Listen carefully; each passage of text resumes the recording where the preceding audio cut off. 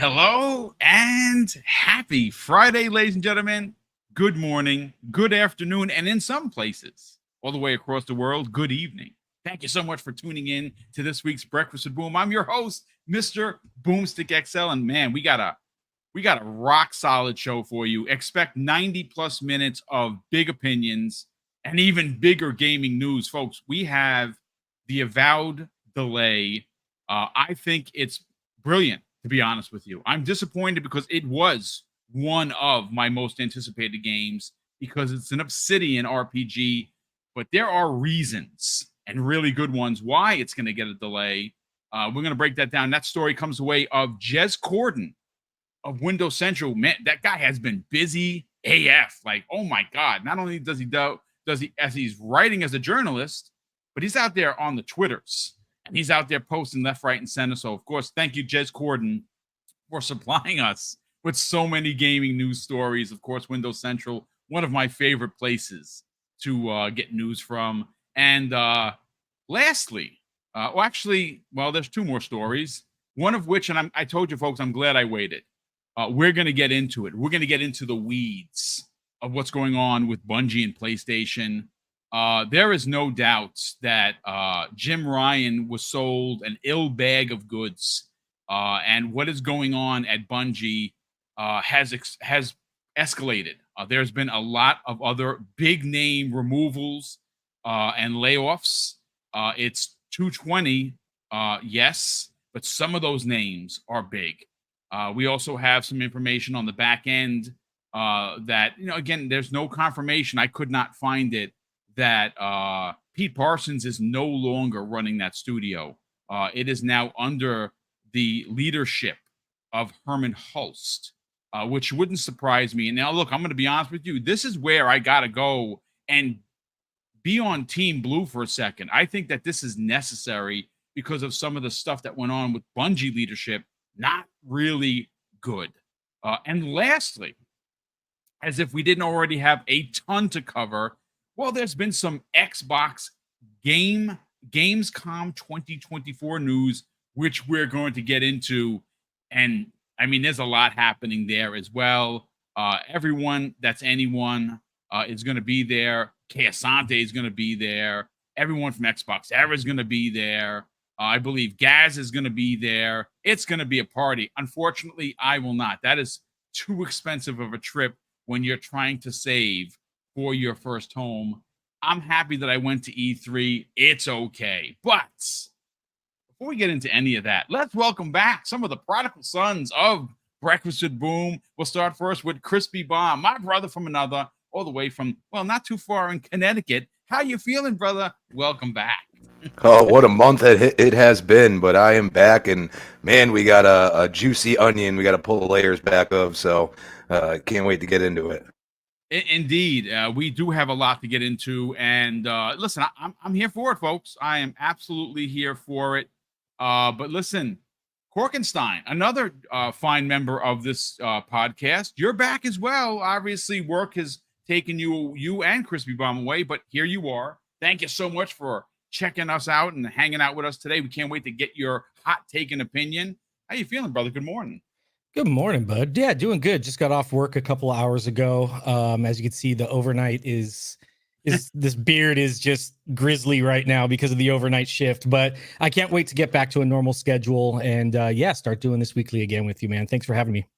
Well, we're happy to have you. And of course, listen, brother, real life is real life. Your opinion is valued as well as Crispy. And when you guys can be here, we are always greatly appreciated of that. And lastly, Fuzzy Belvedere, who not only is doing today's show, but his wife has a horror podcast. I sent you some information, Fuzzy. Hopefully you talk about it because Until Dawn is getting a freaking cinema adaptation. Oh, yes. Sign me the F up. Until Dawn, probably one of the best looking PS5 games or PS4 games that eventually will come to PS5. If there's an upgrade, I'll spend the $10 they're going to get me. If it's I have to buy it full price, I hope I don't. I will just wait for a sale. But Until Dawn, probably one of my favorite horror games of all time. So well done, so gorgeous to look at. Yeah. But Fuzzy, how you feeling, brother? Good morning. Good morning. Man, I hope you don't hear the air conditioning in the background, but on the road here in New Jersey or in Cherry Hill, New Jersey for Monster Okay. Mania this weekend. But so glad to be here with you guys. Man, got so much to get into. Been watching a real dumpster fire in real time in front of us over at Team Blue. But yeah, I'm pretty sure we'll get into that as well as some other things. But man, glad to be here.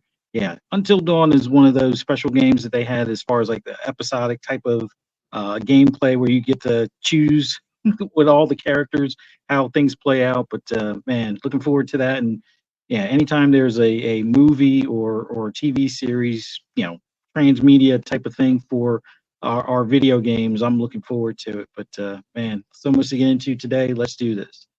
Now, real quick, you are kind of cutting in and out a bit. There is a little bit of feedback. I don't know if that's the microphone or the connection. It sounds like a microphone issue where you kind of like clipping. Okay, let me make some adjustments on the mic. Hopefully that will.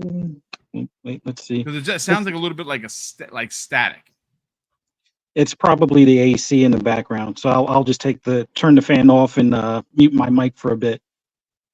I mean, listen, brother, we're happy you're here. I didn't even know that you guys were on vacation. Again, thank you so much for being here, brother. Super appreciate it. And we'll get to you in a hot second. But again, don't overheat for the freaking show. Please do not do that. Just mute your mic, and we will get your hot take, and we'll work with it, folks. Just bear with us. The man's on vacation. I remember he was here when he had no power. How? But he was here, so bear with us, if you will. Let's open up with the Avowed delay, Korkenstein. This happened. Now, again, it was a rumor that came the way of Tom Warren of The Verge. I don't know if it has been officially confirmed. Can anyone advise whether or not we got, because I looked this morning when I got up at 6, and I did not see anything regarding the delay, an official announcement. But listen, let's just play coy here, Korkenstein, and let's just say this is being moved. Now, I do have, let me just pull it up here, folks. I should have had it ready, but I do have a story here from Jez Corden of Windows Central, who I made mention about in the beginning, regarding the delay. Look, this is a situation that I think we're going to start to see a little bit more than we've ever seen before, because we are in an era where roles in regarding first party games, folks, have reversed. I mean, this isn't a console war rhetoric opinion. This is just, hey, let's just look at the facts. Let's just take a minute, take a breath, and before people start flinging poo, let's just see what's going on. Xbox just had one of their most powerful presentations in company and Xbox history. There is no doubt. I don't think there's a year that we could look to that was better than this past June for first party reveals, right? The most ever in one show. With that said, if you look at Team Blue, well, they're a little bit light, and I'm potentially being a little facetious there. I'll say they're a lot light. They have a few games that are coming out, one of which is going to flop, which is Concord. The other one I think is going to surprise a lot of people. I really do. Is Astrobot. I said it on the other day. Not only am I buying it, when that controller goes on sale, I'm buying the controller. Like, I'm straight up nerd like that. I don't care. That controller is dope because it blinks. Like, it has the Astrobot eyes on it, and it blinks. How freaking cool is that? I'm definitely getting that controller. The same way I just bought the crystal blue controller for Xbox. Do I actually need one when I have 21 controllers? The answer is no, but that controller looks dope as well, so they're getting my money. But listen, Avowed is something that I'm personally looking forward to because I am an Obsidian fan. I loved everything that they have done prior. I was a big fan of the Knights of the Old Republic 2, and that's going way back, right? You go back to, they've hit some bangers in their careers, and one of which is my favorite. My favorite Fallout is Fallout New Vegas. That's tip of the spear for me. I very much enjoyed Outer Worlds. I had a very Mass Effect-like experience with it simply because of the character interactions. And Avowed is expected to kind of mirror that and take it to the next level. So, of course, that was slated for 2024. Well, according to what is now being passed around as information, and in some circles as fact, the game is going to get a delay into early 2025. But it's not because the game is in trouble. Now, I did reach out to a couple of connections that I have, and development-wise, this game is cooking. They've done some real work. They took a lot of the feedback with the with the combat and the movement, and it's going to be a banger, folks. But what we are hearing is that for the fall, which if you look at the quarter, which is October, November, December, is loaded and it's packed with Xbox first party, and more specifically, Xbox Game Pass. They don't want this game buried. Korkenstein, is this the right move? Yeah, 100%. I mean, it, if you're really looking forward to this game, of course, it's, a little disappointed, but, coming from, a QA background in the video game industry, you can't understand how much even a month difference makes for like polishing a game. It's something that, especially like a big open world like this, where there's going to be a lot of moving parts, a lot of mechanics, you're going to want that extra time. And the only thing that's going to make this better is extra time. So it does suck for us. But I mean, look, like you said, this is a stacked end of the month holiday season for Xbox. You want some first person, third person action? You have Starfield DLC, Indiana Jones, Stalker 2. Coming out in the next couple of months. You have your big MMO guy. You got the Warcraft expansion. You have PC for you with that like little RTS sim kind of action. You got Age of Mythology and Ara. In sim you got Flight Simulator 24 with the with all that stuff that's coming in. So there's always something for everybody. At least you're gonna be eating good. It's not like you're picking scraps, over on the blue side. You're gonna be eating very, very good coming up on this end of the month. So I think 100%. I wouldn't blame them if they moved it. They have a stacked end of the year, and if they really do, and I think it's a good thing, because if they really do believe in Avowed being amazing as it is, they want to give it as much light as possible. So it's really refreshing. It's really it makes me really happy that they really believe so much in Avowed that they want nothing but spotlight on it. So that's a good sign. So 100% a delay. It sucks for us, but it's only going to make the game better. I agree. I think not having to rush something out, that maybe that gives them a chance to obviously polish it more. So if it was expected, and again, remember that there was a release date leak that had it slated for November, and we have some thought and theories as to what happened, as to why it was delayed, and it makes perfect sense. But if it was slated for November, which we are still in August, right? We're still in August. We still got 3 months before we hit November, and then it's delayed to, let's say, February. That gives the team a lot of breathing room to get in there, check for bugs, make sure that that this game is going to launch in the best way possible. Again, a couple of months delay is not going to hurt it for sales or for pre-orders or for people interested in the game. It just opens up 2025 in a big way. Now, Crispy, I want to bring you into the conversation simply because I have a couple of caveats here. Now, I do have the story. This was not written by Jez Corden. I thought it was. He was promoted it. It was from WindowsCentral.com. It was written by Brendan Lowry, who is another journalist that I happen to care for a bit. I like the work that he does. It says, report, Xbox to delay Obsidian's Avowed into 2025 after Stalker 2's release date changed as Game Pass holiday season gets crowded. Now, again, the what you need to know section breaks it down for us, and I'm going to just read that real quick before I get your hot take. It says this: a new report that Windows Central can corroborate suggests Obsidian Entertainment's upcoming RPG Avowed is getting a delay into 2025.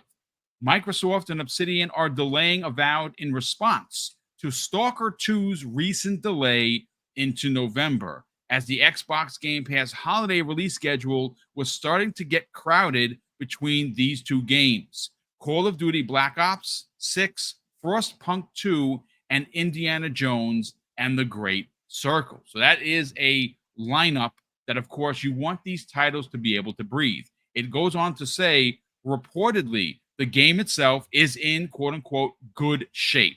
So it's unlikely that Avowed will be delayed any further due to technical reasons. And finally, it says, the delay hasn't been confirmed officially yet, but it's likely Microsoft and Obsidian will detail it soon.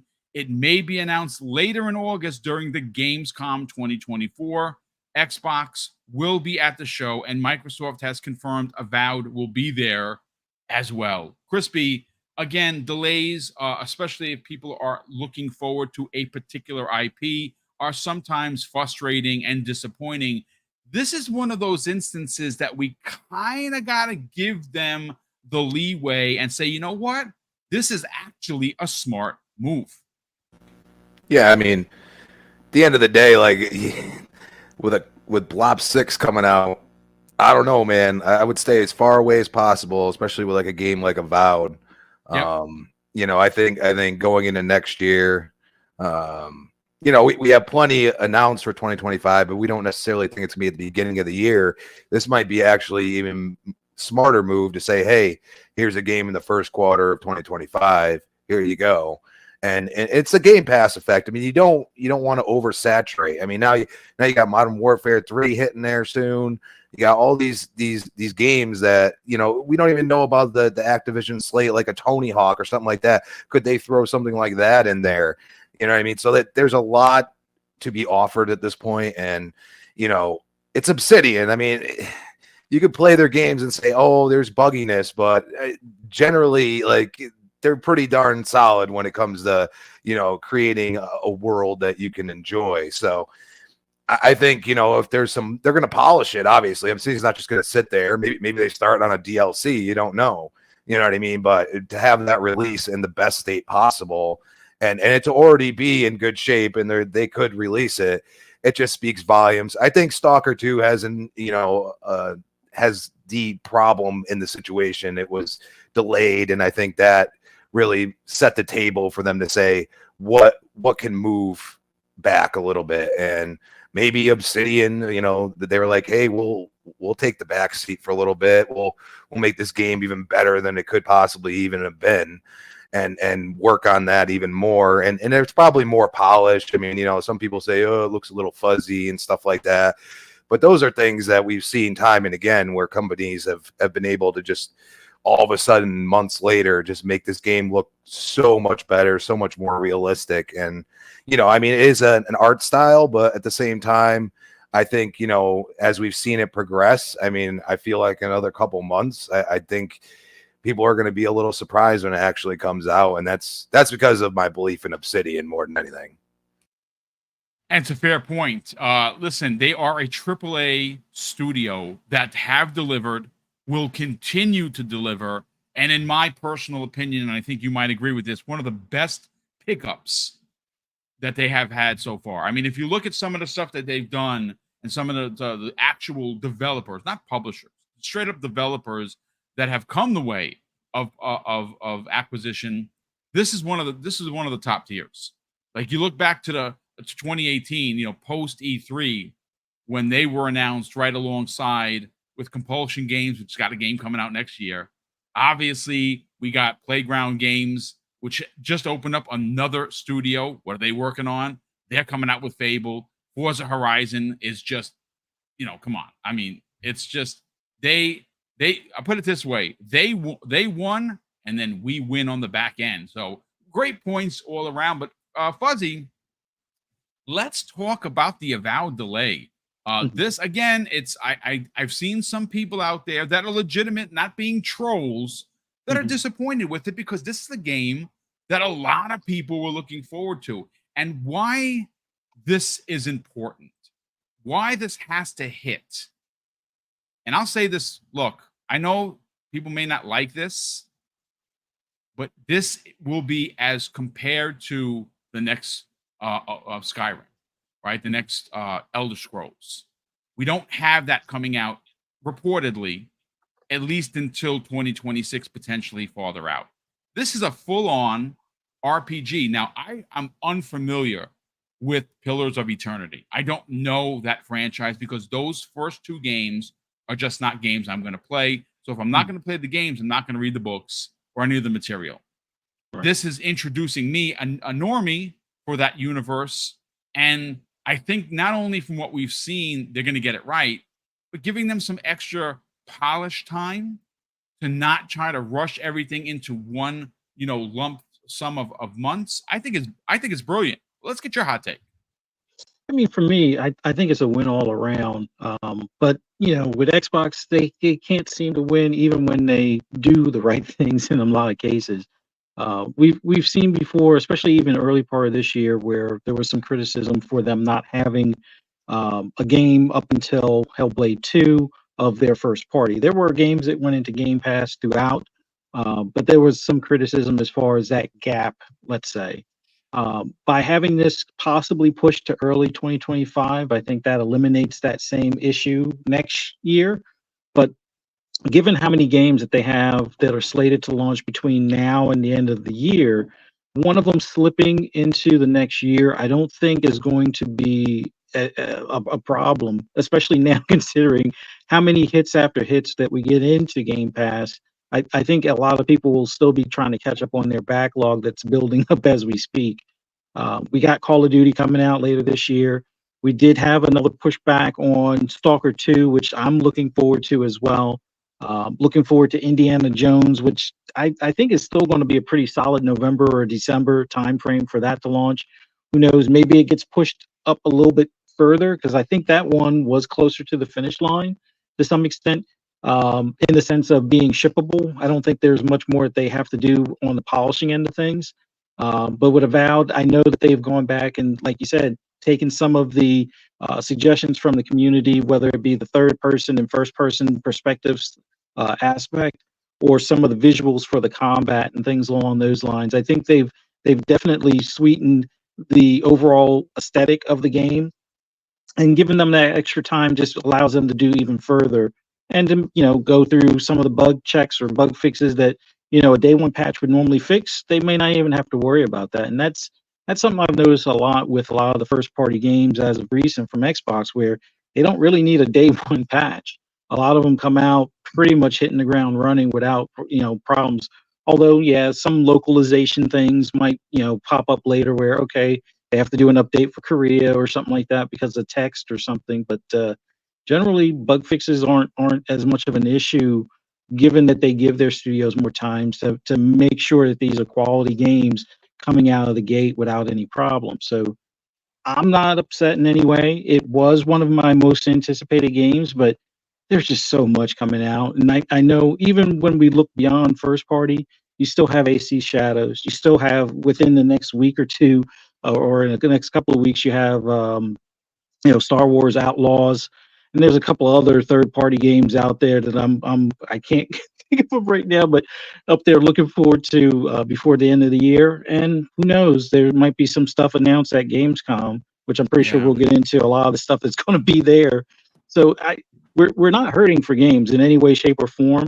I mean, it does kind of suck for those that were, hoping to play this before the end of 2024, but I think at this point, there'll be other things that you should give a try if you weren't already having them on your radar. Like, I do think, Indiana Jones is going to be that special game with, first person hand-to-hand combat, which that's very difficult in a lot of games that have melee combat from a first person perspective. And I think, at least from the sound effects, they have it nailed.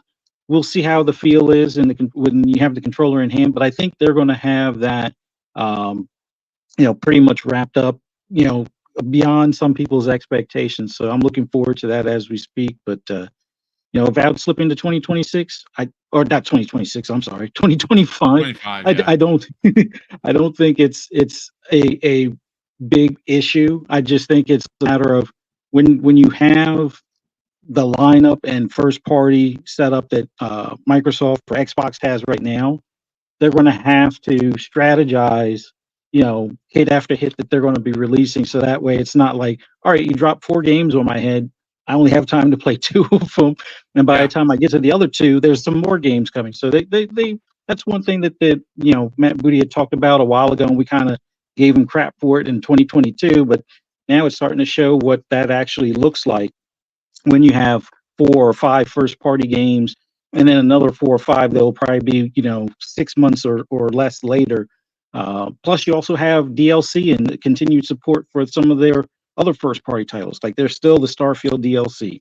There's still the expansion for Diablo, and I'm pretty sure there's going to be ongoing support for Halo, as well as stuff for Call of Duty, with another Call of Duty coming as well. So it's a nonstop barrage of games, but I am just the smallest of disappointed, but not to the point where it's like, oh, it ruined my day. It's more like, okay, it gives me a little more breathing room. Like right now, playing Dungeons of Hindenburg, I need to get through that. I just finished Still Wakes the Deep, which love that to death. And then looking forward to, hopefully, fingers crossed, we might see Replaced before this year is out as well. So yeah, we're stacked.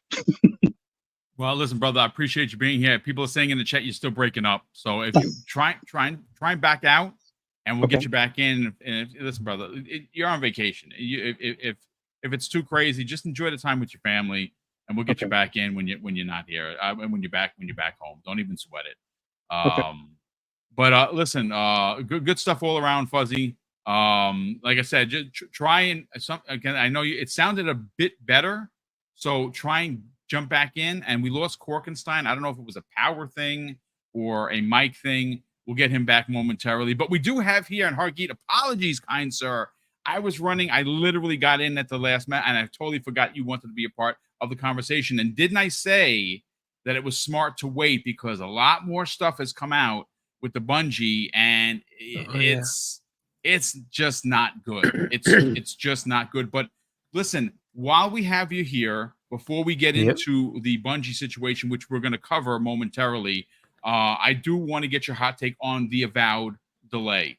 Obviously, we have the story here from WindowsCentral.com, and it has been confirmed pretty much that it is not an issue of development. The game is in good shape. It's playing well. It is simply being delayed for how crazy and how packed it is going to be. Obviously, this fall. I like I said it in my opening. I think it's brilliant. I could say bring it down a notch. No one likes a delay, but it's definitely smart. If you don't want to overcrowd a game, especially, and I think that this is an important game, not just for Xbox gamers. I think this is an important game for Xbox PC gamers, because obviously they have an affiliation with the Pillars of Eternity franchise. Like I said, I don't, but they do, and that's going to be a pretty big audience. So you want to get this right. I think this is going to be a very important title when it releases, whether that would have been this year or now next year. And I think what this ultimately does is kind of solve a little bit of an issue and again, this is smoke for Xbox.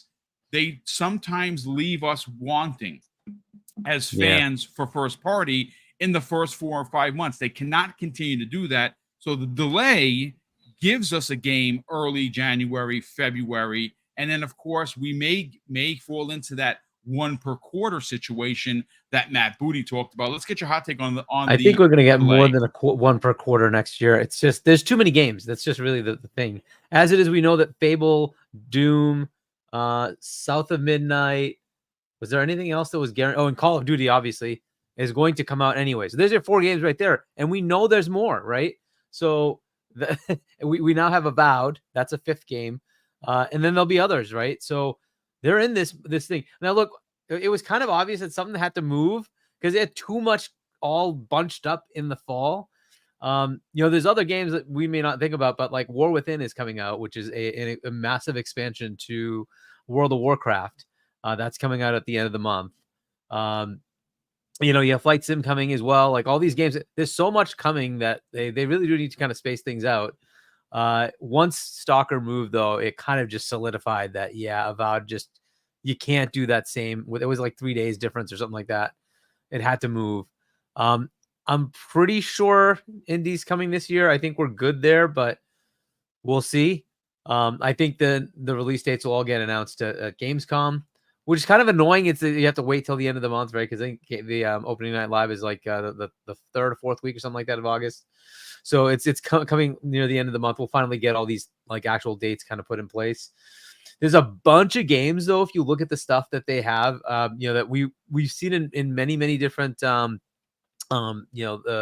showcases, and they're all starting to show up now that you can play. Like there's like Atomfall, and like there's what's the one where you like Altered something? It was something like that where you're a bunch of different The Alters, yeah. Yep, The Alters, right? Like all these games are like, oh yeah, replaced. Like, oh yeah, you remember like there's all these games like, oh my gosh, and they have all that coming and all of it to like Game Pass, right? So you have a whole bunch of games coming outside of just their first party stuff. But Avowed moving, I think just kind of makes sense. You don't want to crowd everything. It kind of just loses its specialness if you just have game after game after game after game. Look, I think it's good to just say Call of Duty is your last game of the year and then let it go to next year.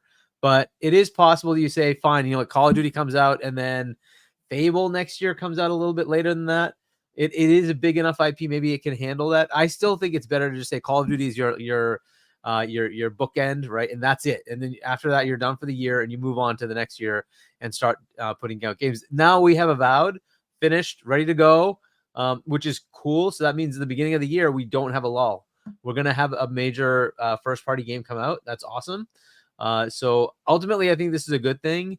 I don't like the lull that we've had. Like most of the time, it seems to be the beginning of the year. We get nothing. Like the couple of years ago, we had Hi-Fi, which is cool. Hi-Fi Rush came out in January. I think it was a stealth, shadow drop.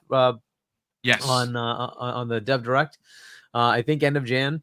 But this year we kind of had a lull until we got to we had Pal World, but that wasn't really first party. We had Pal World, but then basically we had to wait till Hellblade in May, which is kind of, I suppose they were expecting Stalker to come out in, I think it was March, slated to be March, and that moved, right? Fair enough. But Stalker again is not first party. So that hopefully will not happen next year. And I think South of Midnight will probably be ready to go within a few months after. So Avowed, maybe say it's January, maybe it's stealth drops as part of the Dev Direct that we get next year. And then in March, you get South of Midnight, something like that.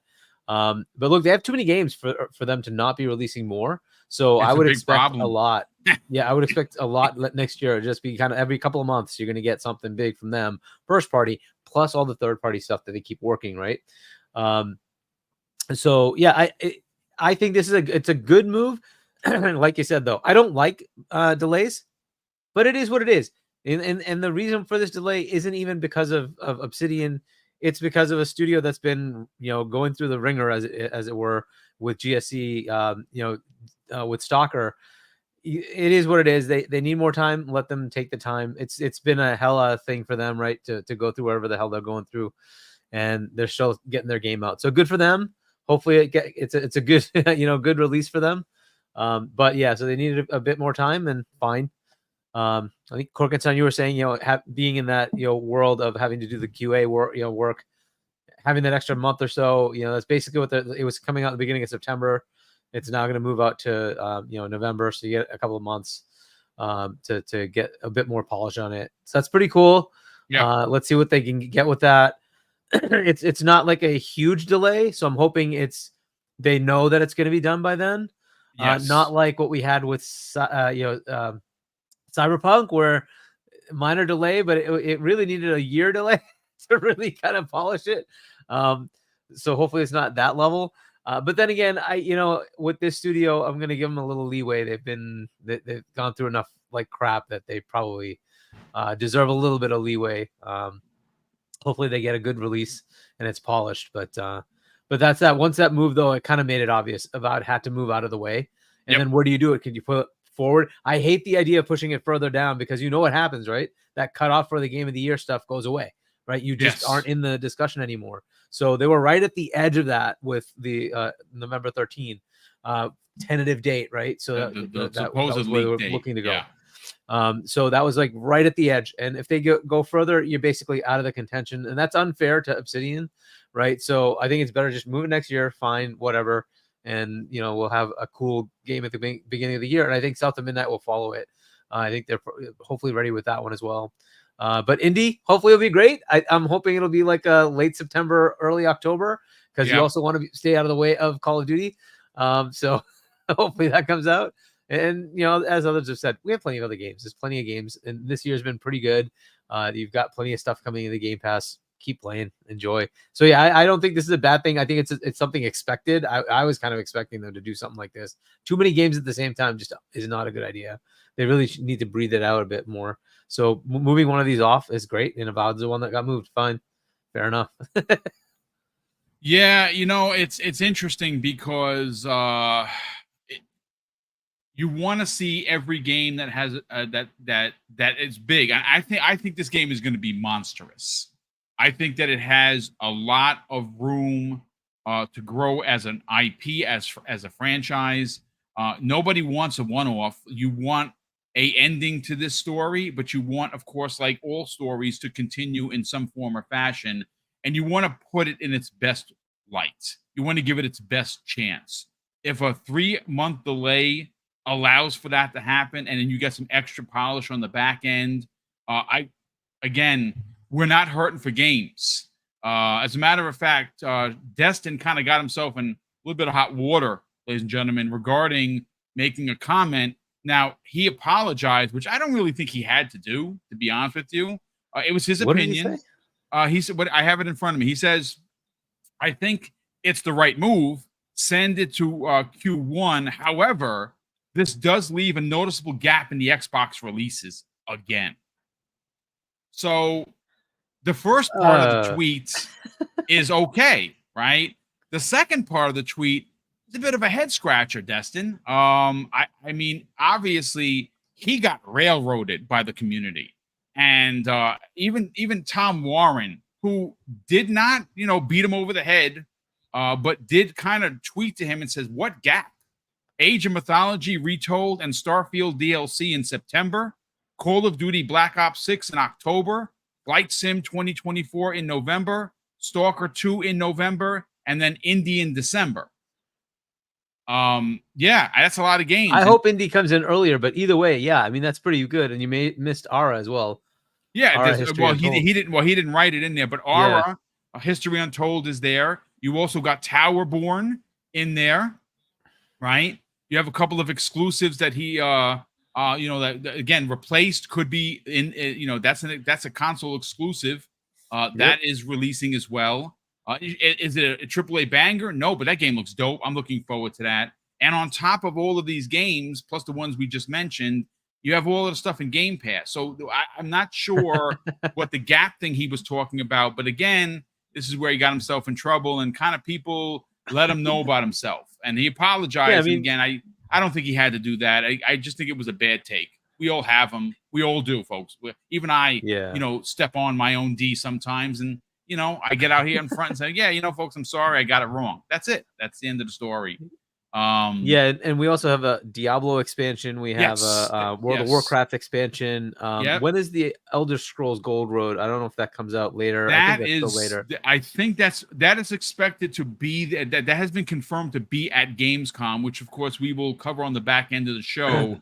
That's going to be there, so we'll get a release date for that as well. A lot of games are getting updated. I mean, they have massive games. That's just the way it is. And all the while, you still have Call of Duty to bookend everything with one of the most anticipated Call of Duties in a while. So, yeah, I don't know what gap. Again, it's just it was a bad take, Destin. Sorry. I mean, I like your stuff, and I still watch it. I watched a video of his this morning. I still like him, but God damn it, man, that was a dumb take. I'm sorry, it just was. But listen, he's not a monster. I like Destin a lot. I support. Listen, it's just a bad take. Fine. Crispy, I want to go back to you because I'm expecting a Crispy rant here. Folks, we're going to move into topic number 2, and this one's beefy. This one is has a lot of heart behind it, a lot of sorrow following what's going on in Bungie. Bungie obviously announced laying off 220 20 people. That's a lot of jobs for a company. We heard some talk about a project that was apparently thought to be Destiny 3. And of course, that was reported upon by Jeff Grubb. It turns out, according to Jason Schreier, that Destiny 3 was never in the cards and that it was a different project. We don't know for sure. I don't trust Schreier. He's a good reporter. He's also an a-hole, but I do trust Jeff. And Jeff, listen, we all get it wrong, folks. Let's not hold people's toes to the fire. If we get it wrong, sometimes that happens. But needless to say, Crispy, this is a situation that is unfolding. It's why I didn't make mention of it in full detail on Wednesday's Primetime Gaming. I talked about it with Hargeet and the Black Viking. We kind of went into it a little bit. Since then, there's been a lot of information that has come the way of this ongoing and unfolding story. One of which is, to me anyway, is a really big one. And that is, now this is confirmed via Jeff Grubb. This comes the way of Destiny Tracker, at Destiny Track on the socials, on Twitter. Breaking: Luke Smith and Mark Noseworthy let go from Bungie due to layoffs. Folks, maybe you don't know who Mark Noseworthy is. I know who he is. He is a pinnacle part of Destiny. Even more so, and shout out to Lord Cognito of the Iron Lords. He confirmed for a lot of people that did not know who these people were. I know them because I played Destiny. Well, I played Destiny. I don't play it anymore. Not because it's not a good game. It's just there's just not enough time in the day.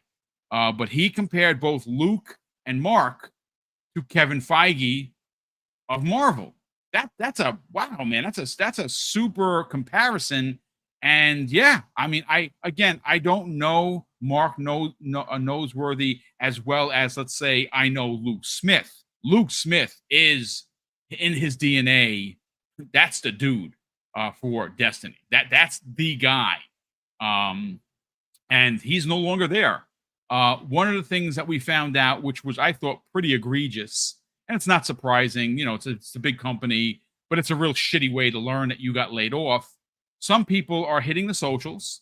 And again, we're not going to put any names out there because they're gone already, so they're not going to get in any trouble. But, there were former employees of Bungie found out via Twitter.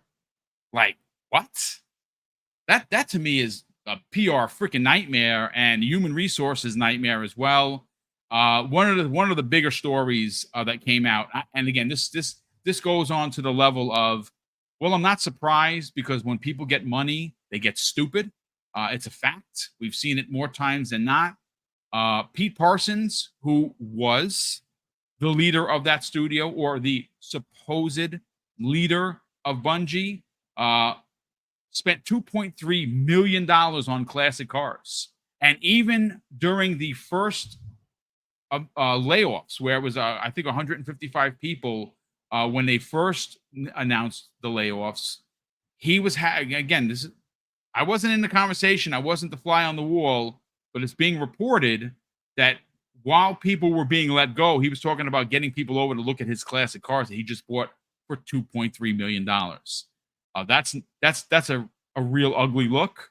That is keeping your heads in the cloud, your head in the clouds, I should say, and not really good leadership.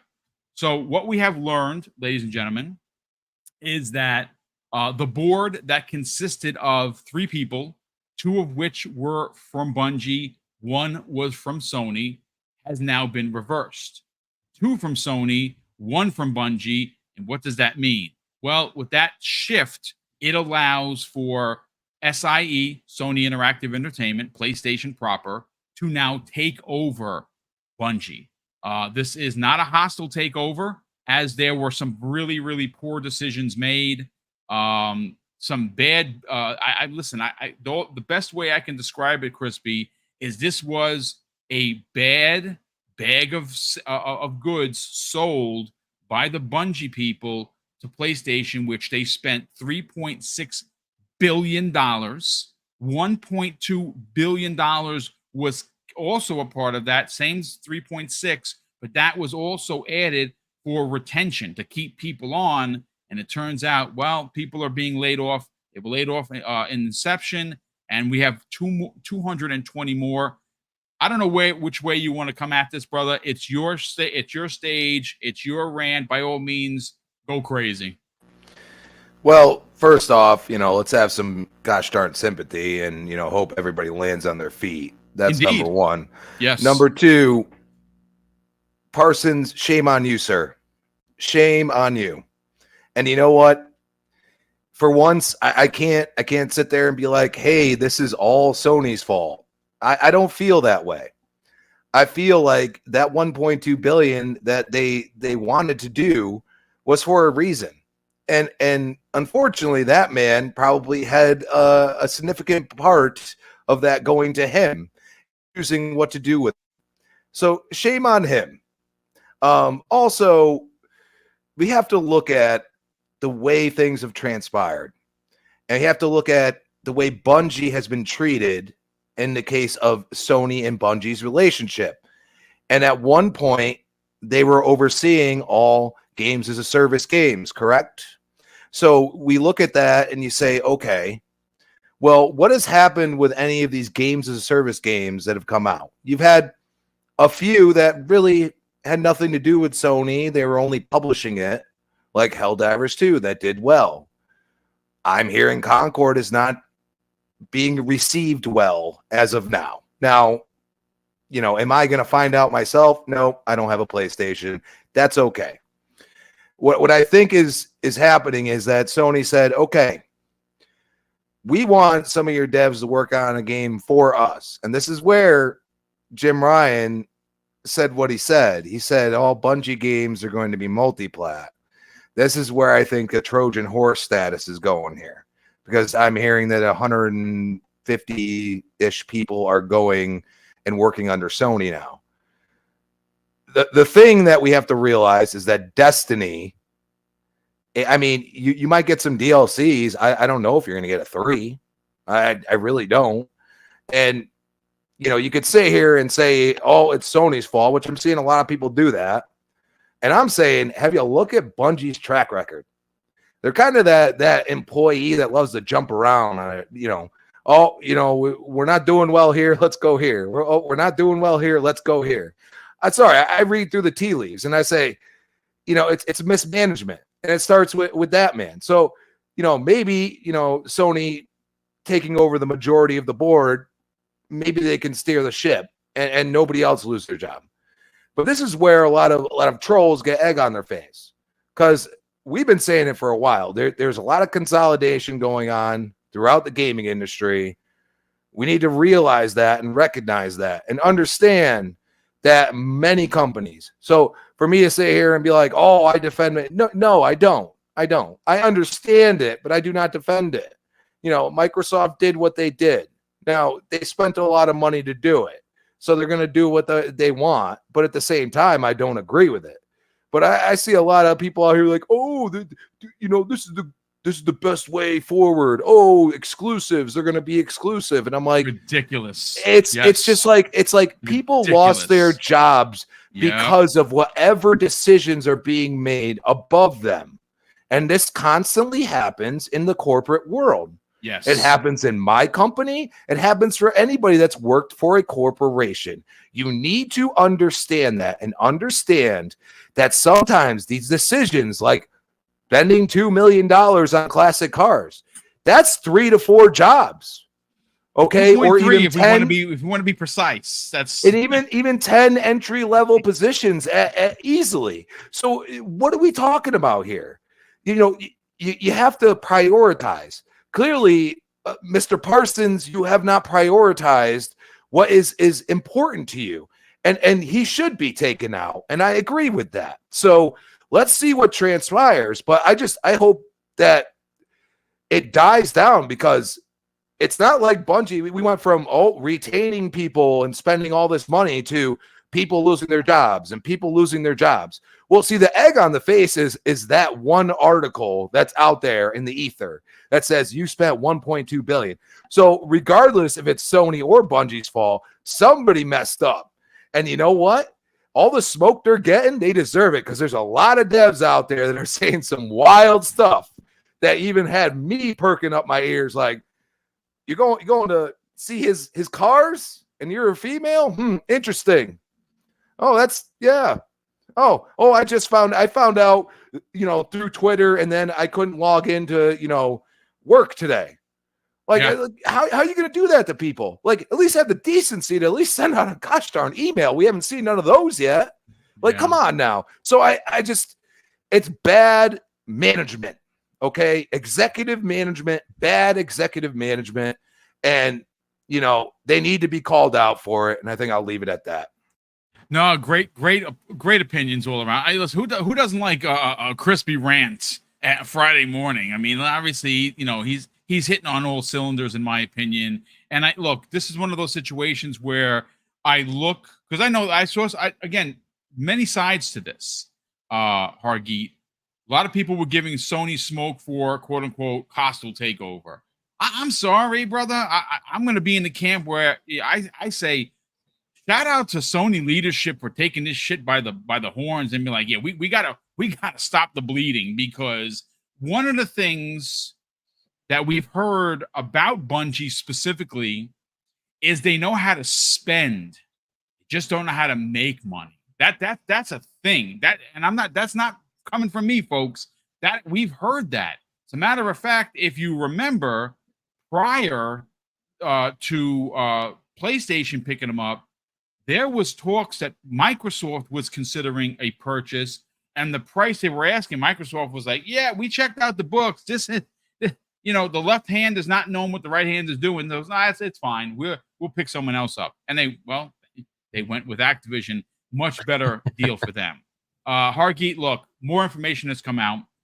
More employees who again, you read this stuff. I'm sorry. Like, I know it's not you personally, but you read some of these people's, their posts, and it's effing heartbreaking, bro. Because look, I know people make fun of me all the time about, real world conversations about eggs and cream cheese. I get all of that, but could just imagine how hard it is to get these things when you're working. Now, granted, they are getting severance packages. Great. They're going to have health insurance. Thank Christ for that as well. They're going to get some bonuses on the back end, but they're still without a job. Now, I don't know the particulars. Is it 3 months? Is it 6 months? Is it a year of severance? I don't know, because they're not saying, but needless to say, 220 more people lost their job. And again, some of the stuff that's coming out, pretty egregious. Let's get your hot take, Hargeet. Yeah, I mean, so from one side, you mentioned it, Xbox or Microsoft dodged a bullet. After they left Microsoft, they really have been kind of not great on the execution part of things. They had Activision help them out, and they lent them their studios to make Destiny, be successful. And since they left that, it's been kind of hit or miss with them. And I'm not sure if it really is just them not being able to manage, doing creative work plus actual delivery and execution work. It does take, different mindsets, and some people can do both, but it's not always as easy to have the creative lead be the same as the studio head that makes everything work right. But it is what it is, right? This is kind of what we've seen. We expected this. It's sad, but once final shape. Look, was it last year they had the big layoff, and they had to restructure? Yes, and that's when we found out. Hey, they have this deal where if they don't make X amount of profit or operating income, they're going to be absorbed. They Sony can take the option to swap the board and take over. So we heard about that, and they were trying to do what they can to make it that they can stay profitable. It did not work out. Final Shape, unfortunately, after the last DLC, I guess it just pushed people away enough that they didn't come back. They just didn't. And it's a more competitive marketplace now. So having those kinds of ups and downs, this is kind of how Destiny was working, right? Good and then bad DLC, good DLC, bad DLC, and like people just got sick of it, and they're like, yeah, whatever. And since Sony bought them, they've been kind of on a decline. Now, can we say it's just on Bungie? There is a potential, I don't know if it's real or not, that they were taking some of their people from Bungie and helping other studios. Yeah, I think it was 100. I think it was 155, if I'm not mistaken, that they were moving over to SIE.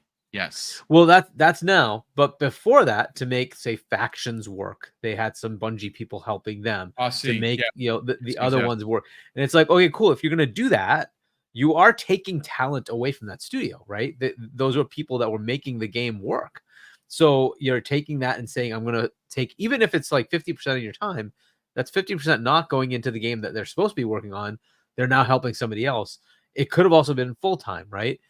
Take Coalition. Coalition does this all the time, right? Yep. But they factor that in and say, okay, well, we need to bring you back to make the actual game, right? They're like, we'll help you guys out, but we need to make our own game too, right? And they have to factor that time in. Bungie may not have been able to do that, right? Doing a live game is very tough. It is what it is, right? You have to have constant feeds of things for people to do, and then these constant, every year or so they have these big story expansions. That's not an easy thing to handle. And if you're going to take your talent and spread it, right, here we'll send somebody to this studio, that studio, that studio. Well, that's going to make it difficult for you to finish your things as well. And you can see an immediate quality decline. It just sort of happened when they went into Sony. And I don't know how much of it is just Bungie, how much of it is Bungie's incompetence in managing their people along with demands from Sony. Right. I don't know. We'll probably find out like 10 years from now when somebody spills the beans. This is what actually happened. Right. A lot of these folks are going to be in NDAs, especially if they want to get their severance. They're not going to be able to really say much. So if somebody doesn't care about the severance, then they might just spill the beans anyway. But I doubt it. I think most people need the severance. Yeah. People need their monies. Yes. But after a while, they can talk about it. So we'll find out. But it's sad. First thing is just, it's sad that many more people, again, it just keeps happening, and it's everywhere. There's just layoffs happening all over the place. And here it's happening as well. And this is kind of the cycle of a game that gets to a high level, and then it's starting to fall off. It is what it is. It's going to start tapering. They're also calling that the final DLC, right? And then they're like, oh no, that's not the end. We have another story arc, and then now that's gone, and now we're going to get some minor things here and there. That's kind of what the updates saying, are right? going to slow down. Is what what they're saying. That sucks. So yeah, that's part of why all these folks are gone, right? So that like, hey, we're going to move on. But what's interesting to me is like they didn't take them and move them into Marathon to say, hey, is Marathon going to have story content? It's not. It's just PvP, and that's it. And it's like, well, that's what you're sustaining your studio with. Okay. What happens if that fails, Hargeet?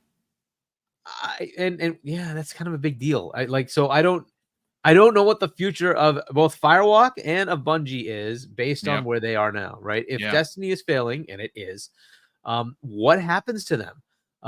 This is kind of like, and being part of Sony doesn't help them in the fact that, yes, Sony can execute on what they know how to execute on, but they don't know how to do live games. That's just a fact. Look at their live games. They don't know how to do it.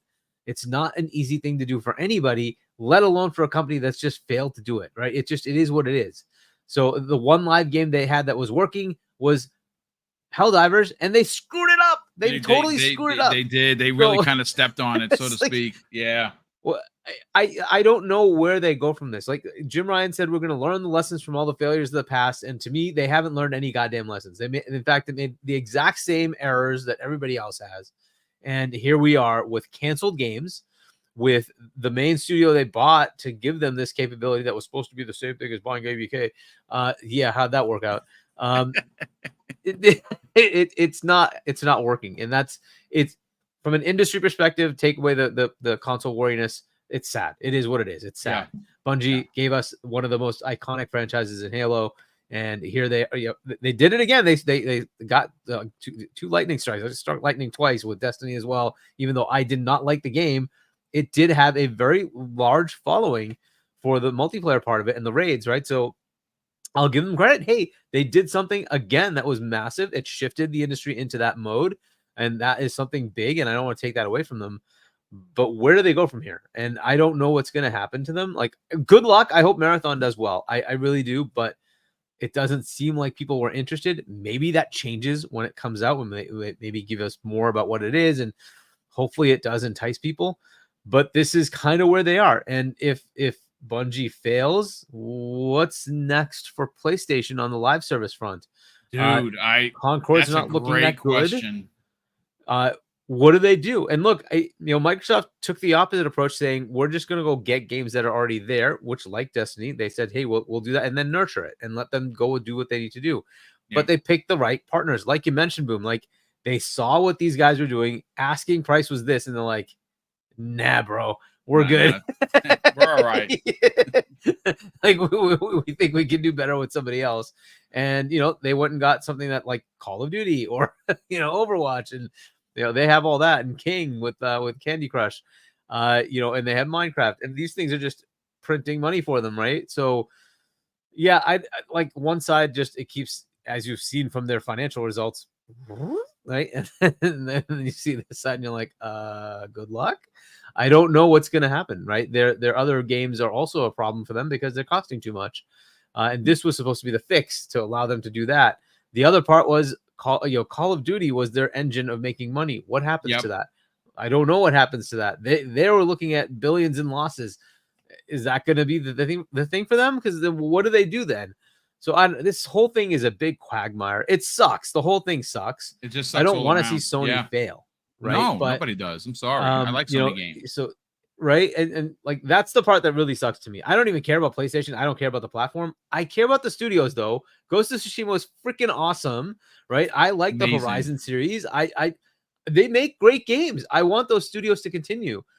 I hope that doesn't start to fail. Insomniac is also a very good studio, right? They have some great studios. But hey, we'll see what they do with it. This Bungie thing, though, it's sad. There's a lot of weird things we're hearing, and I think it's gonna get weirder, dude. Look. I said something behind the scenes that I will not to your house. Yeah. See, that's when the guy has to know. They have to know they're gonna be what I'm doing the layoff. About. It's just like Jim Ryan going to London studio, and then next week, sorry, you guys are all gone. You're closed. It's funny you make mention that, because there was one particular female former employee at Bungie said very pointedly that 2 days prior to being laid off, she was at this guy's house looking at his quote unquote classic cars. You just gotta, no suggestions here, folks, but it's don't do that. It's just not a good. It's not a good look in 2024 for sure. I mean, great points it's not all around. A good look, period. It's just if you're the boss, you're the head of the company, and you're bringing your employees to your place to see this stuff, you're really thumbing your nose in their face to begin with, right? To say, haha, this is how rich I am. I'm taking all of your work, and I get to go buy these cars. Second, they're getting laid off. Why would you do that? It's is arrogance. There no tact? No tact? Do you not realize how stupid that is? Yeah. Come on. No, it's dumb. It was a poor decision in my opinion, and again, poor decisions seem to be why Bungie's in this position. Korkenstein, I want to bring you in, but I have some context to how it's gone since the acquisition by Sony Corp of Bungie. Now, this comes the way of an amazing tweet. I'm going to spell it out for you because I can't even pronounce it. It's MAURONL3. He is on Twitter. He posted a couple of bullet points here. And again, it's at MAURO capital NL, the number 3. And this pretty much just identifies why we're in the position we're in. January 2022, Sony acquires Bungie for $3.6 billion. October 2023, Bungie lays off around 100 staff. October 2023, in the same time frame, Destiny 2 revenue fell by 45% year over year. The Final Shape expansion delayed, Marathon delayed until 2025, and of course, July 2024, Bungie lays off an additional 220 staff members, with 155 more of those employees being transitioned to Sony Interactive Entertainment. And that is the breakdown. Look, Stephen Totillo, obviously, Stephen is a prominent journalist. He is, of course, the owner and operator of Axios. He posted something in bullet point format that I want to read verbatim. He says, "New. I spoke with ex-Bungie workers about yesterday's big cuts, and this is what he came away with. This round of layoffs was in the works prior to the launch of the Final Shape, meaning that the Final Shape's poor, again, it reviewed well. It did not sell well. Actually, it sold less than the prior DLC, which isn't good." He goes on to say, "Feeling is Bungie bosses oversold the studio to Sony and Jim Ryan. Finally, not selling would have been worse, ? Source, the alternate history is, it's there for us to now, we have to determine. But Korkenstein, let's get your hot take on this very messy situation. And again, it's ugly. It's messy for Bungie, but I think it's worse for Sony because Hargeet brings up some great points. It has been said by numerous people, who saves the savior, which, of course, Bungie was expected to be this white knight, if you will, to come in and help Sony with their future when it came to games as a service, or for short, gas games. They were responsible, according to rumors, in killing The Last of Us 2 online, which now, if you look at it, is what? Really? Okay, so fine, whatever. That game is gone. That game would have made money.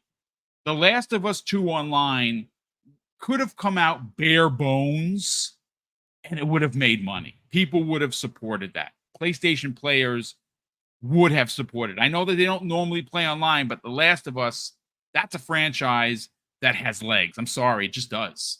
Let's get your hot take on the very messy situation. Oh, did we lose him here? Oh, you're muted, nope, brother. Sorry. Yeah, I was muted on my Go XLR. Let's go further back in history here. Let's go all the way back into where they left Microsoft. They complained about being micromanaged. That is a number one red flag right there from Bungie. And then all of a sudden they join Activision, and they're having trouble meeting their deadlines that Activision, I guess, that they had contracted with, which was the whole reason why Eververse was created. Which was a good thing for Bungie because it made a ton of money, but in my opinion, it ended up killing Destiny in the long run. But yeah, like, this is just Bungie. I've said it for years and years and years and years. This is Bungie just being horribly managed. There's no other way. I don't blame Sony at all in this. I'm 100% putting all of this on management from Bungie. Parsons, right now he's making Bobby Kotick look like a choir boy. It's so scummy, and it's just horrible that you play God with these people's lives. John Riccatello from EA and Unity, another total just scummy kind of guy.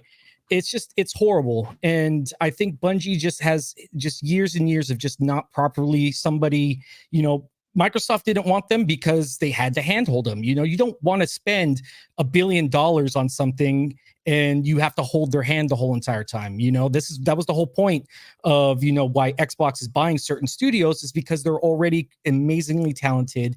And they can hold, they don't have to babysit. They don't have to micromanage. And Bungie was one of those. And let's put our tinfoil hat on here for a little bit. A lot of people were saying that Bungie or that PlayStation did this to combat ABK.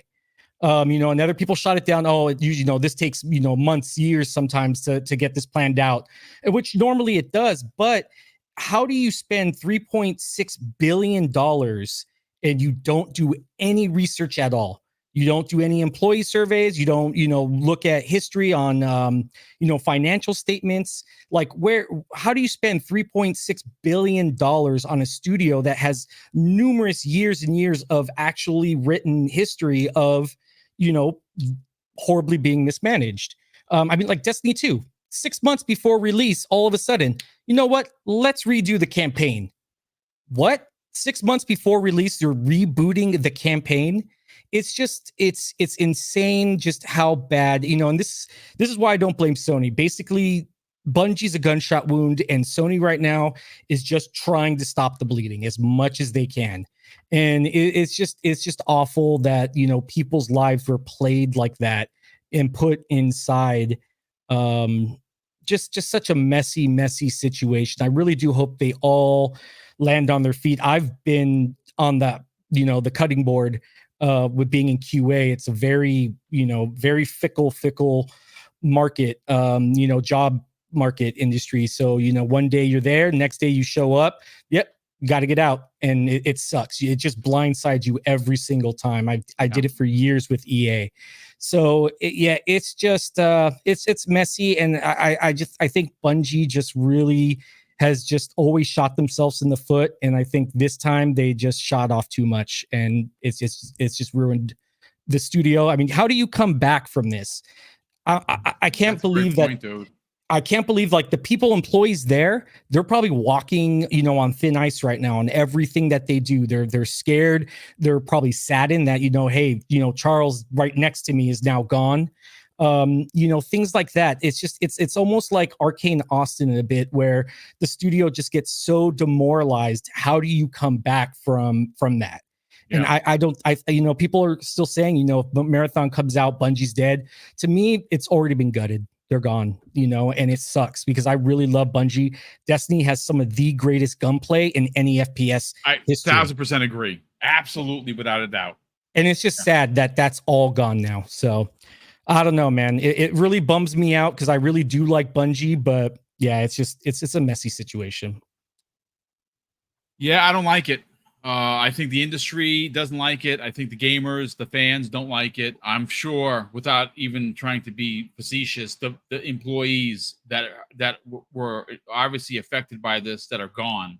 And of course, we can only pray that they land on their feet. Living in, Seattle, which is very expensive, California, very expensive. Let's hope that they do land on their feet. Let's hope that a lot of these other companies, platforms, studios, developers open their doors for some very talented people that worked on some really big IP, find a spot and obviously can course correct their lives that have been changed. The people that are left, Fuzzy Belvedere, like Korkenstein said, I mean, first of all, there are a lot of caveats here, Fuzzy, that we have to look at. Besides the layoffs, besides the egregious behavior by leadership, besides the wreckage of what was Bungie, it's a shell of its former self. Yes, there are a lot of employees there, but you seeing these amount of layoffs, you finding out that your leader spent $2.3 million on classic cars. Now you have Herman Holtz taking over the studio. This is ugly. So when you're still there, if you're one of the fortunate people to still be at Bungie right now, not only are you walking on thin ice, because you don't know if you're next, if there's going to be another round of layoffs, right? But you're demoralized. You're like, man, this sucks. And now mounting pressure has now gone over like a wave over Bungie, because if Marathon doesn't hit next year, if that's hit with a delay, if that doesn't hit with the people, and it's another quote unquote hero shooter that no one gives a shit about, what happens to Bungie? This is a really ugly situation. Let's get your hot take, man. Well, I want to start off by saying that I thought Bungie would be able to survive Sony. They've been able to bounce around, like people have mentioned earlier, from Microsoft over to Activision to independent and then to Sony. I figured, maybe within a 2 to 3 year period, maybe they'll be independent again and be on the I guess sales floor one more time before I guess calling it quits or whatever. But it's a shame for those that are there still. For those that, well, not for those that are there, but for those that they're laying off. But it's also a shame for those that are there, because I would say at this point it's probably in their best interest to update their resumes and look elsewhere, because I don't think Marathon as a extraction shooter is going to do anything in the same space as the Division. That's one of your originals, and then the PC darling being Escape from Tarkov. I don't think Marathon has the bones. Yes, they have great gunplay and feel, but that's a little less important, I think, in comparison to what Division as well as Escape from Tarkov have to offer. With all of that being said, it's probably a good thing at this point that Sony is stepping in before it gets any worse. Just hearing the stories as far as the Pete going ahead and buying cars and inviting people over to the house to show them the cars. It's like, I've seen ridiculousness like that in other industries, and very often do they go bankrupt shortly thereafter or wind up getting acquired, and then that new company eliminates all the redundancy. But it's a shame for Sony to spend that extra 1.2 billion for retention, and then have this jackhole spend it on cars or spend it on other stuff other than keeping the actual talent in the studio. A lot of the people were, let go in the first 100. It was like, oh, I'm only a couple of months away from being vested. And it's like, oh, here's your pink slip. It's like, oh, I guess all of that goes out the window. So it's a good example of what not to do in this industry. And yes, Bungie has been kind of, they've never been the same since they've left Microsoft. And maybe to their credit, that's worked for them up to this point with Destiny. But that whole thing with the whatever expansion or spinoff or whatever that was going to be, I remember hearing before, it wasn't necessarily going to be a Destiny 3. It was always going to be like their plan B if Final Shape winds up being that end to Destiny and Marathon doesn't take off.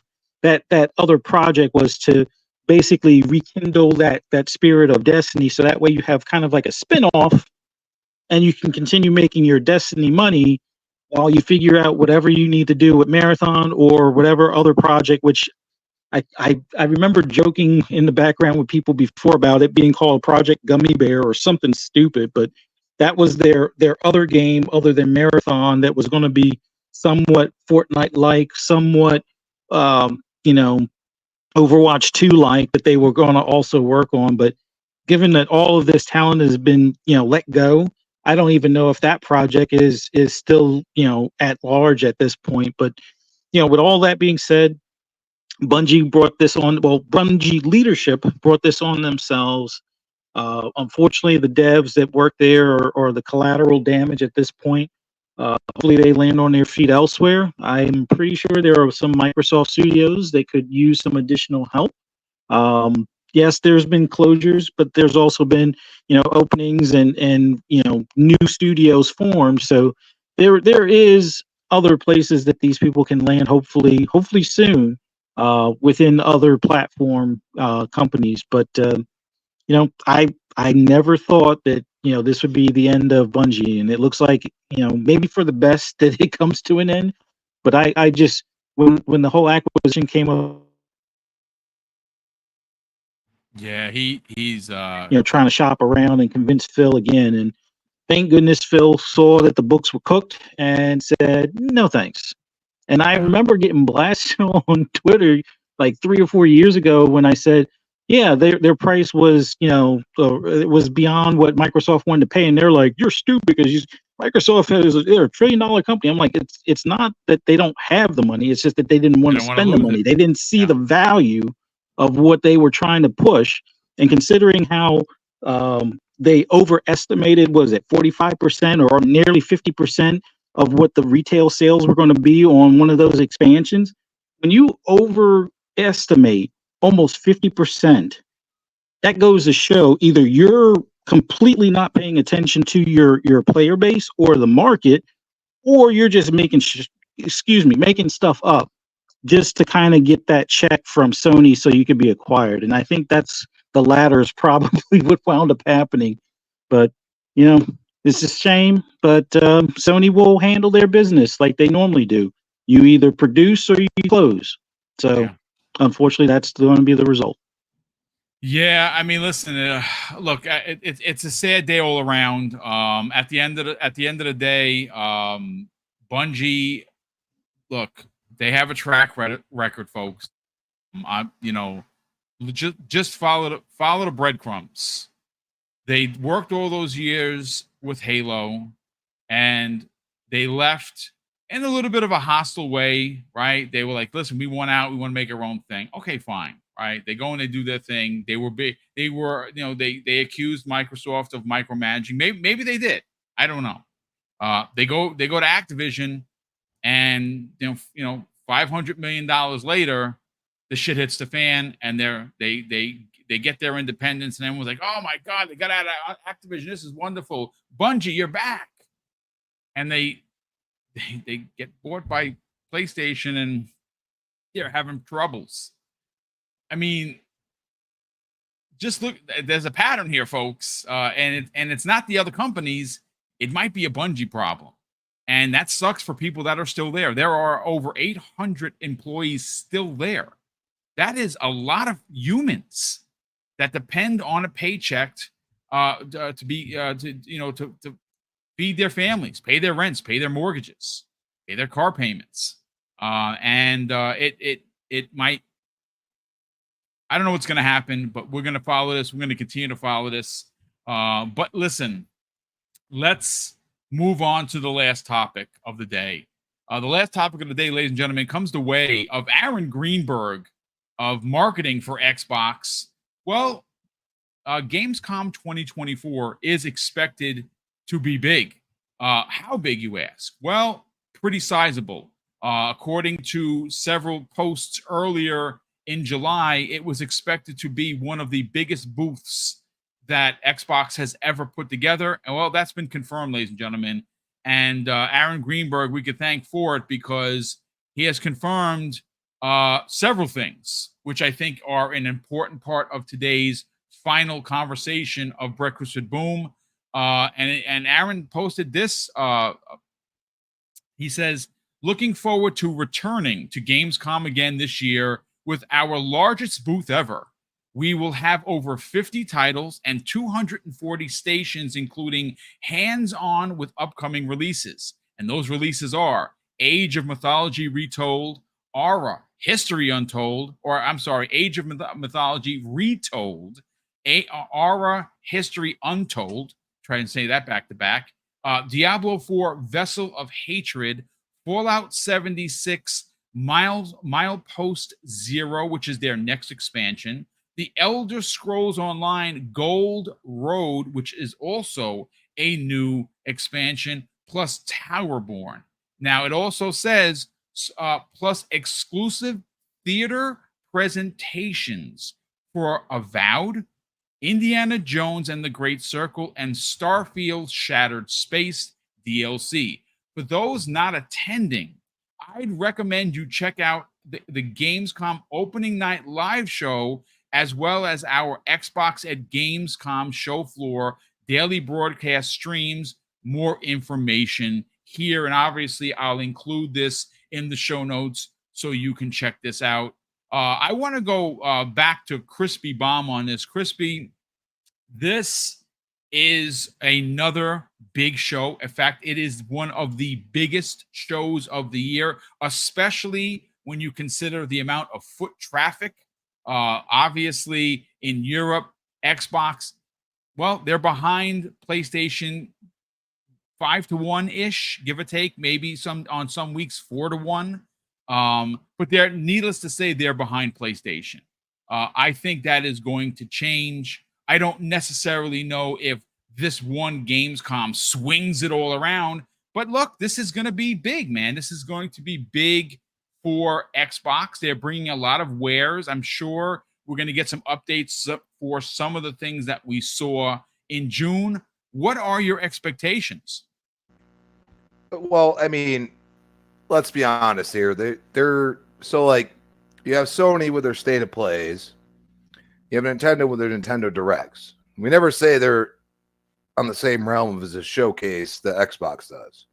I truly believe they're using these platforms, which is Gamescom for this, to be able to give you updates on everything, and probably announce a bunch of release dates, and say, okay, we're going to be solid on this, and if we back out, we know we're going to take heat, and they, because they've waited so long to put out release dates, there's a reason for that.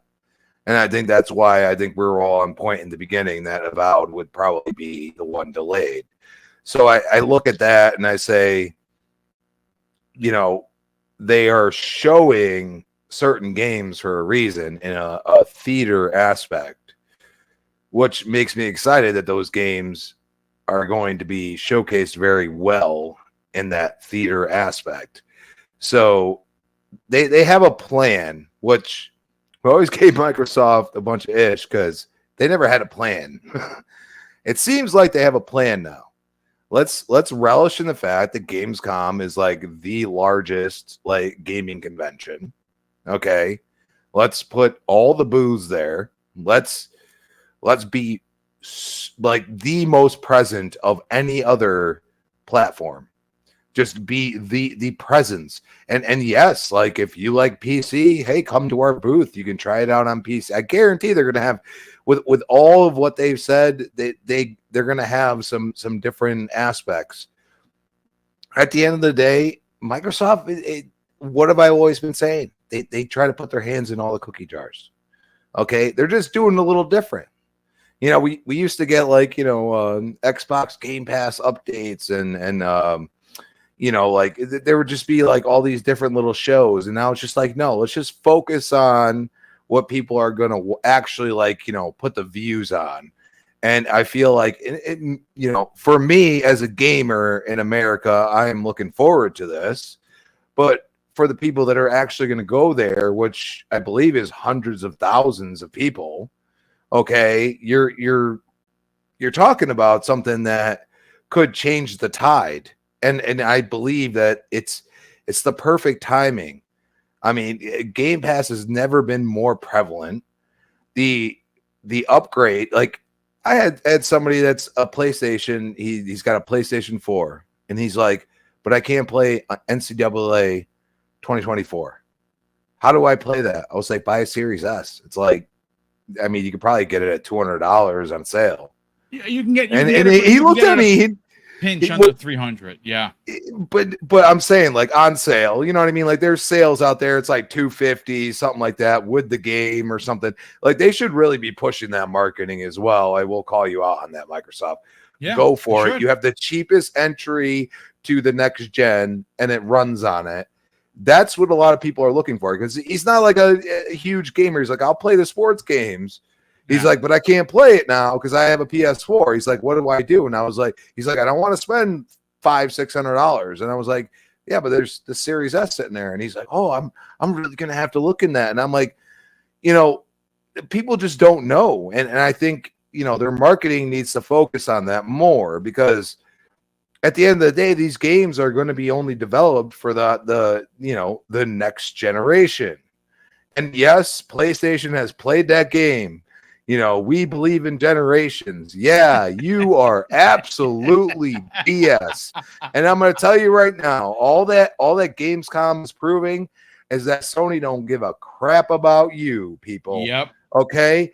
You might say Microsoft's welcome. You might say Microsoft's a big conglomerate, but they spend money to make money. I'm just saying, putting all those booths up and stuff, that stuff ain't cheap. No. Like you look at some of the stuff we've seen when they've done E3, that's why they went to their own, did their own thing, because they were charging them like double. Like if you go to the hospital and you're like, I got a Band-Aid and that costs $200. Like what's going on here? You know what I mean? So that's what I'm saying. Like, dude, I've gotten breakdowns from when I went to the ER at certain points, when I've gotten hurt when I was younger. Ridiculous. And I've been like, dude, like how does like putting antiseptic on cost freaking $15?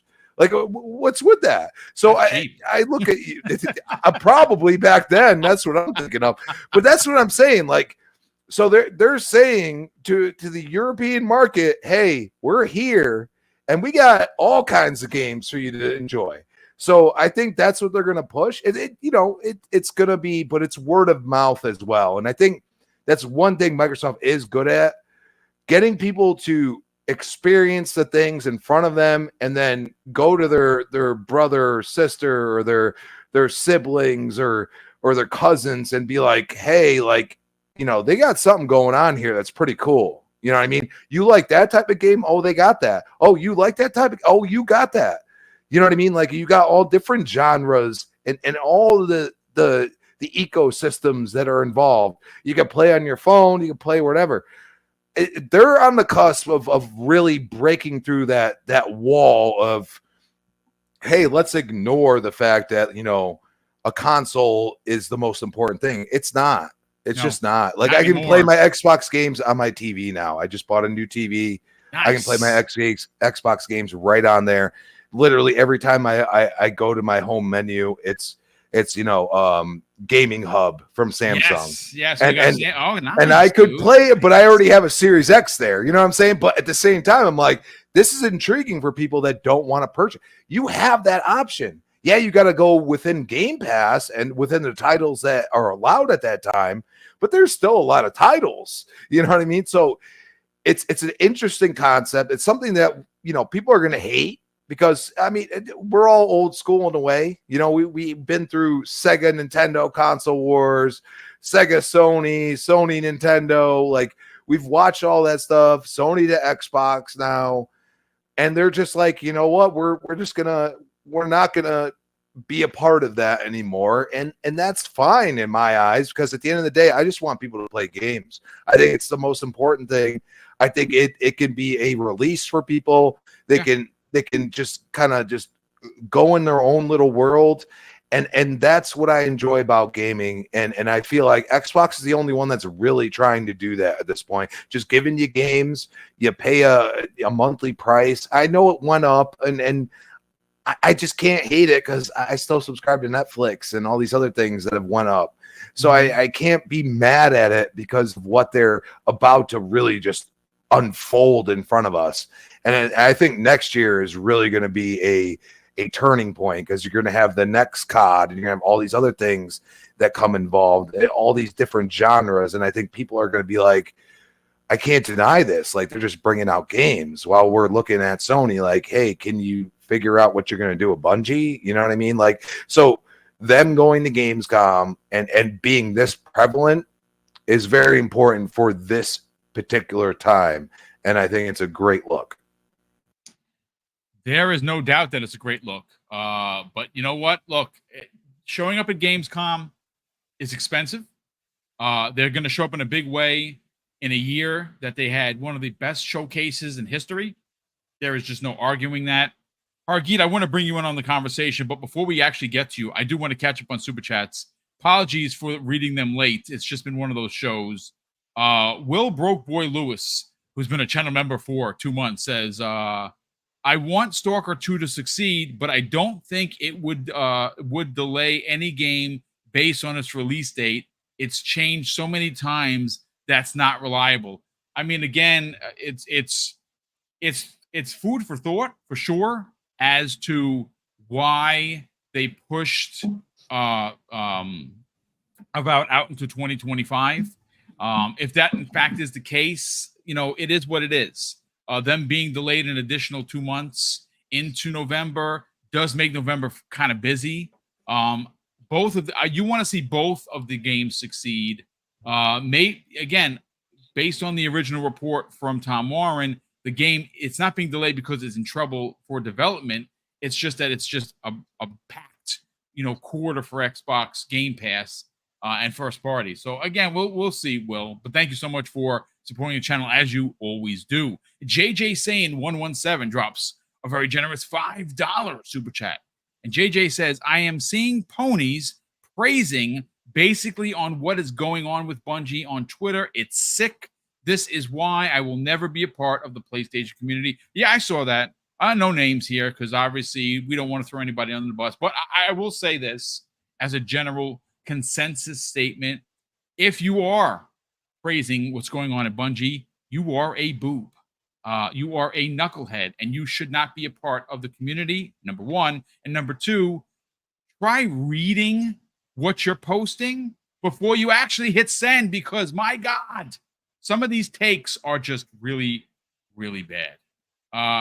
We CR Wimpy, generous friend of the program, drops an outstanding $2 super chat. And this is great. He says, I love you, Boom. Well, I love you too, brother. Thank you so much for the very kind words. And of course, generosity. We super appreciate it.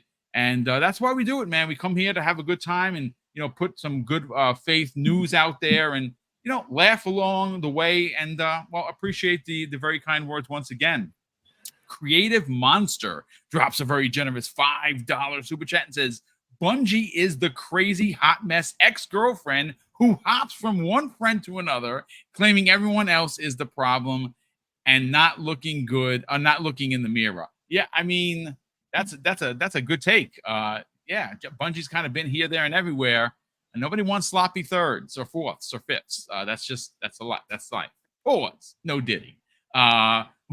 Will Broke Boy Lewis drops not one but two $5 super chats. And the first one, he says this. Remember, last year, Jim Ryan, I have the article. It's funny you mentioned it. I was going to read it. And when I saw your super chat, I said, I'll just read it. He says, Jim Ryan said he saw Bungie as a more lucrative and bigger return on investment than Microsoft's ABK acquisition. That did not age too well. Yeah, I'd say it aged like milk that's been left out here in New Rochelle, New York for a week at 100 degrees. It's been almost every day. I'm sick of the summer and it just stinks. So there's that. His second $5 super chat, he goes on to say, did you see JTech TV Pony Channel tweet saying that, well, if Xbox players bought games, Bungie wouldn't be in this situation? I mean, it's JTech, right? Like, I mean, first off, we actually were the ones supporting Destiny more than PlayStation players. The numbers so there. We actually did.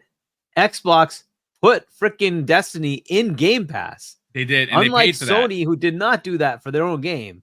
So Xbox did support Bungie. Yeah. Go complain to Sony and your own fan base. Yeah. I mean, listen, look, folks. This isn't a trolley kind of a comment. Maybe you think it is. Maybe you think you don't. Whatever. The numbers don't lie. This is an evidence-based conversation. I'm sorry to say, PlayStation gamers, they don't buy games. They don't buy their first-party games. You know why? Because Jim Ryan told you, you guys and gals are not enough. I'm sorry. He said it. I didn't. It's a fact. But Hargeet, I want to go to you. I want to kind of talk. Did you get BitCloud's super chat? I don't know if you.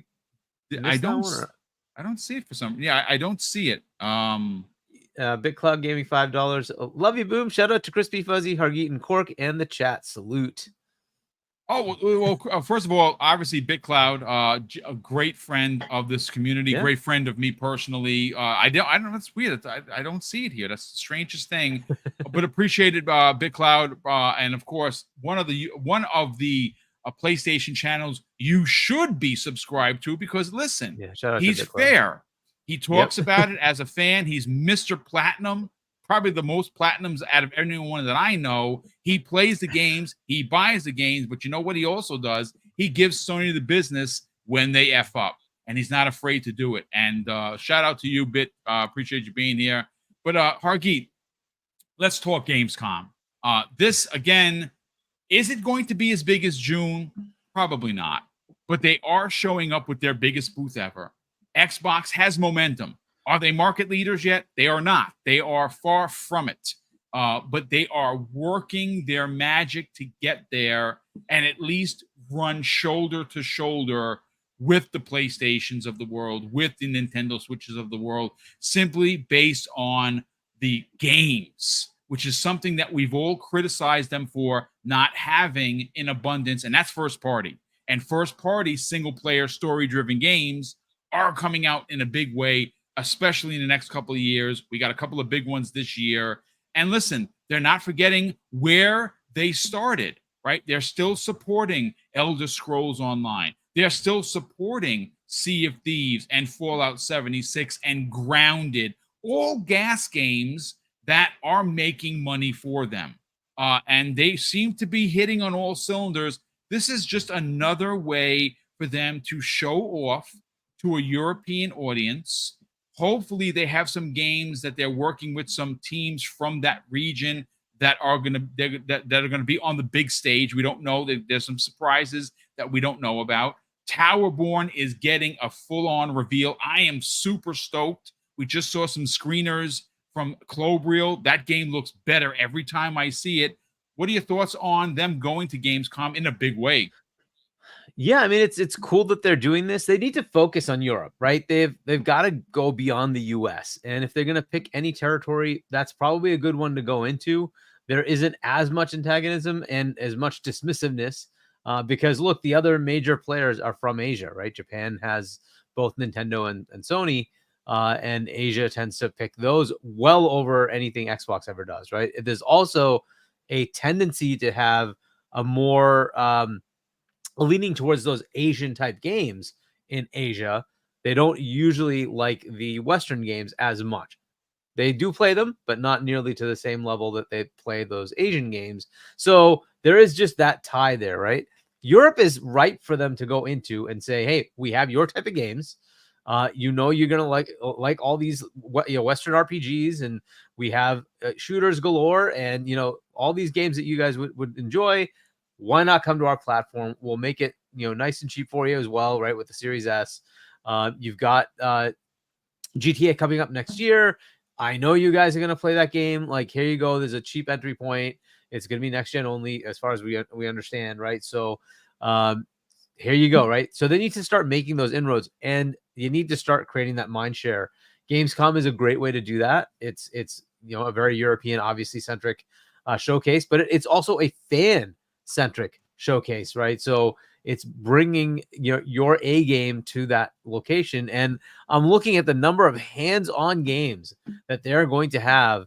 It's pretty crazy. And a lot of these are like the games that we've been seeing in the showcases, right? Like I was saying, Alters, Winterborough, Replaced, right?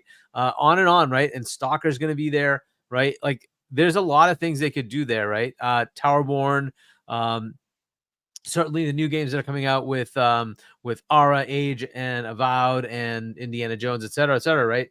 All those are going to be there. It's like they need to kind of push these things, right? World of Warcraft, we'll see if that resonates for players over there. It's on the PC arena. It's a different thing for them, but at least it's something they're going after. And then mobile, Diablo Immortal is there, right? So they're going to start pushing that mobile as well. I think they have Doom as well, right? So there's a whole bunch, right? There's a lot of games. Was it 50? I think you were saying something like that, 50 games that they're going to be showcasing there.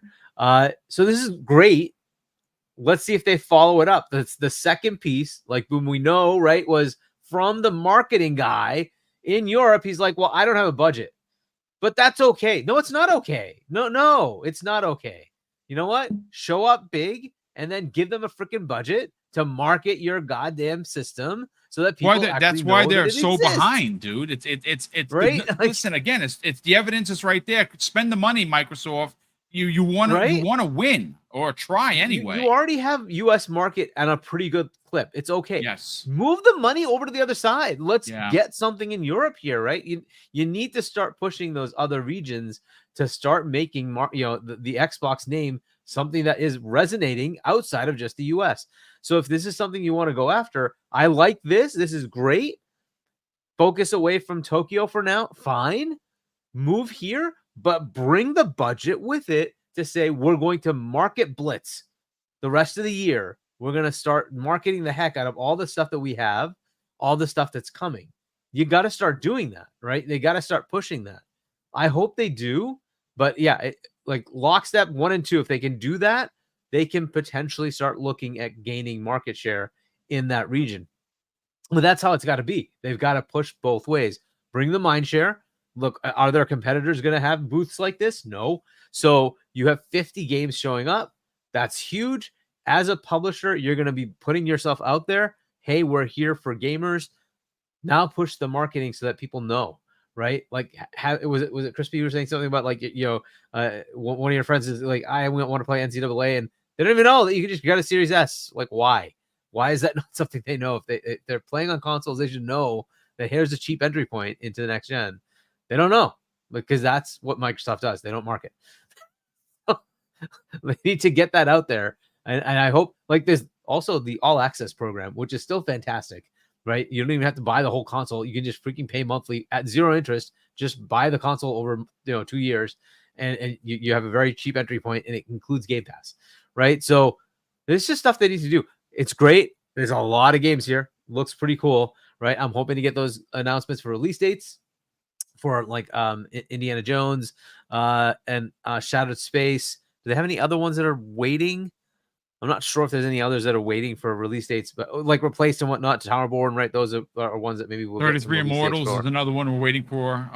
Yep, and I don't know if that's actually coming this year, but yeah, that's another one that they had on the docket, right? So, but whatever else surprises they have, that'll be cool as well. So, basically this show will likely be the ONL show, the Keighley show will likely be another Xbox showcase, right? Because I'm sure there's going to be a lot of stuff there. Which is great. And then there'll be another Xbox showcase at the Game Awards with Keighley. So it's good, right? Keep the momentum going. The sad part to me is if they don't have a digital showcase for Tokyo, I think they should do that too. They should have something to reach out to that market share, that market as well. But I understand the focus. It's a better idea. Focus on Europe because they can easily get that one.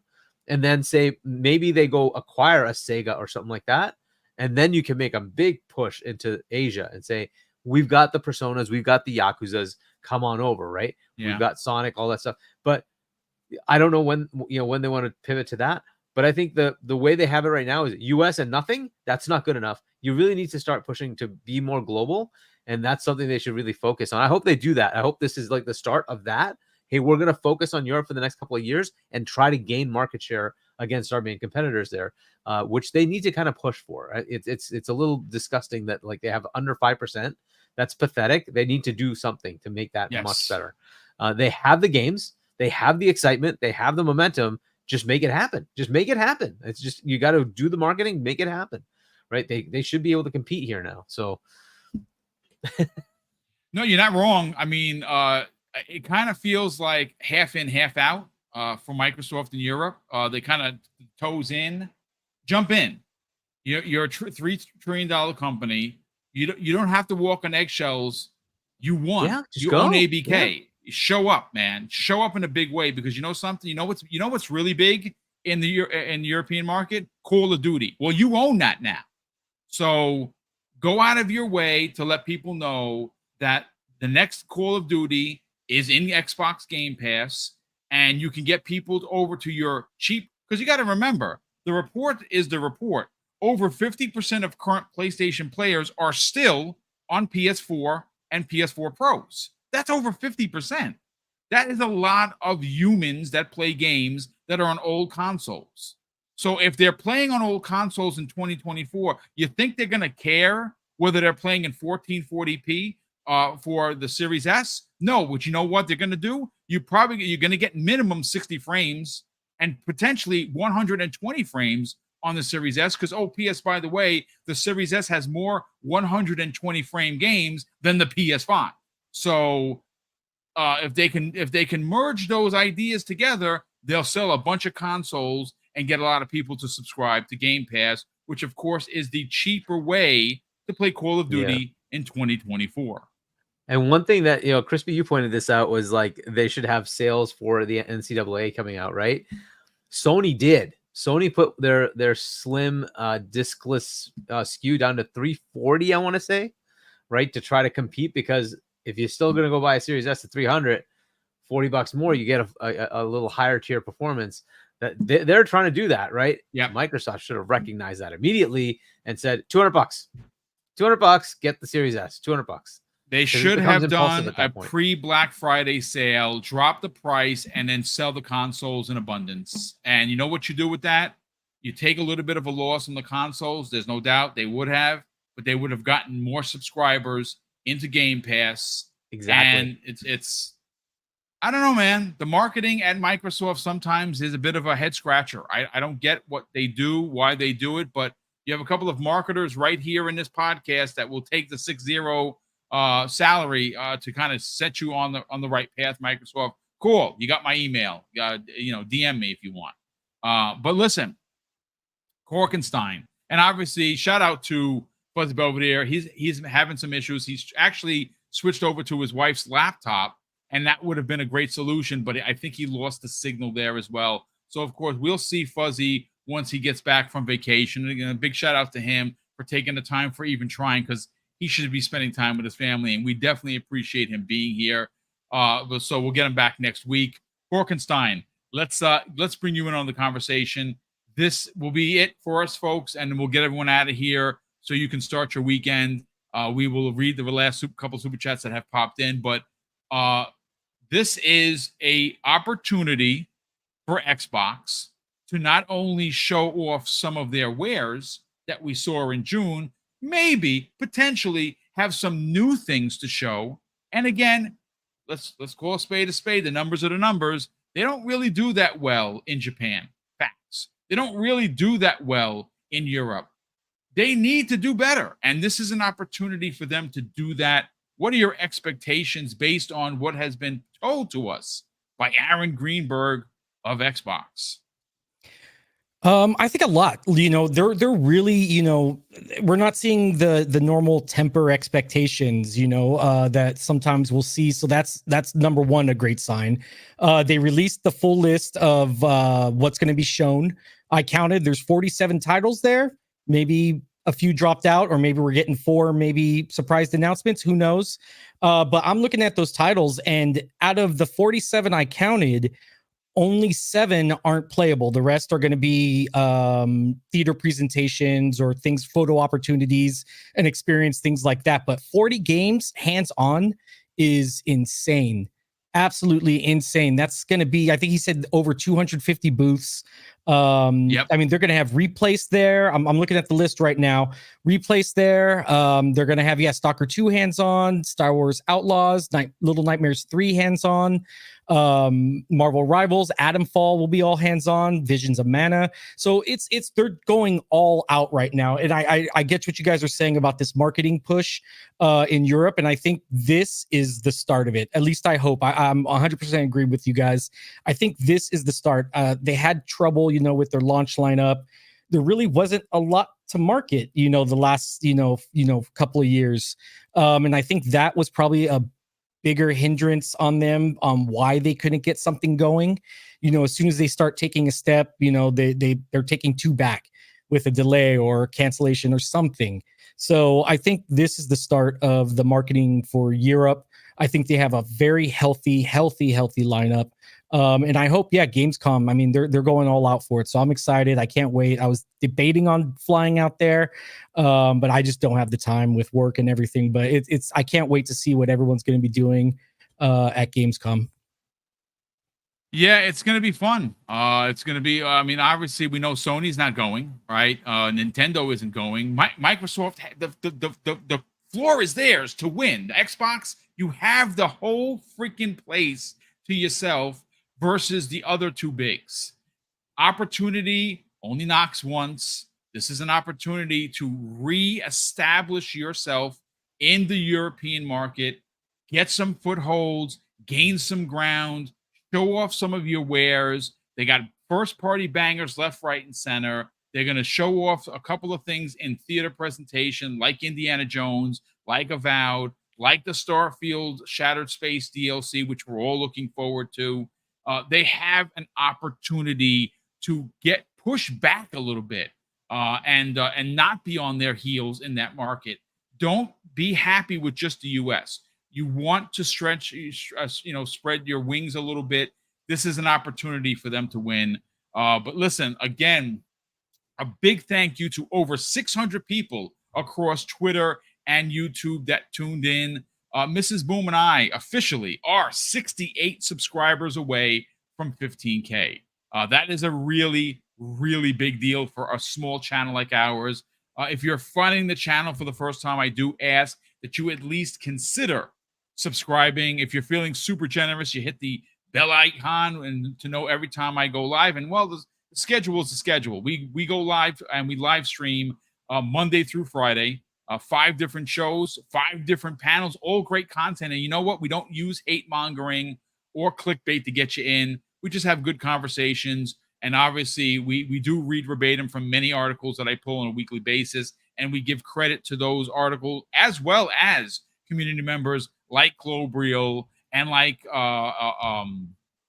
Hazardor Gaming and so many others that post on a regular basis and relay information to the community. So a big thank you to all of that. Let me just make sure we're caught up on super chats, and I think there is two that's come in.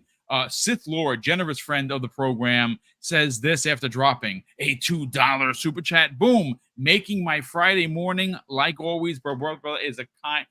That is very kind of you to say, and we appreciate it, man. And more importantly, we're happy to do it. Glad that you're having a good Friday because of the show. Will Broke Boy Lewis has dropped an additional, very generous $5 super chat. And Will says, it's early, but want predictions from the panel. Will any Xbox first-party games scheduled to come out in the next 6 to 8 months get over a 90 Metacritic score?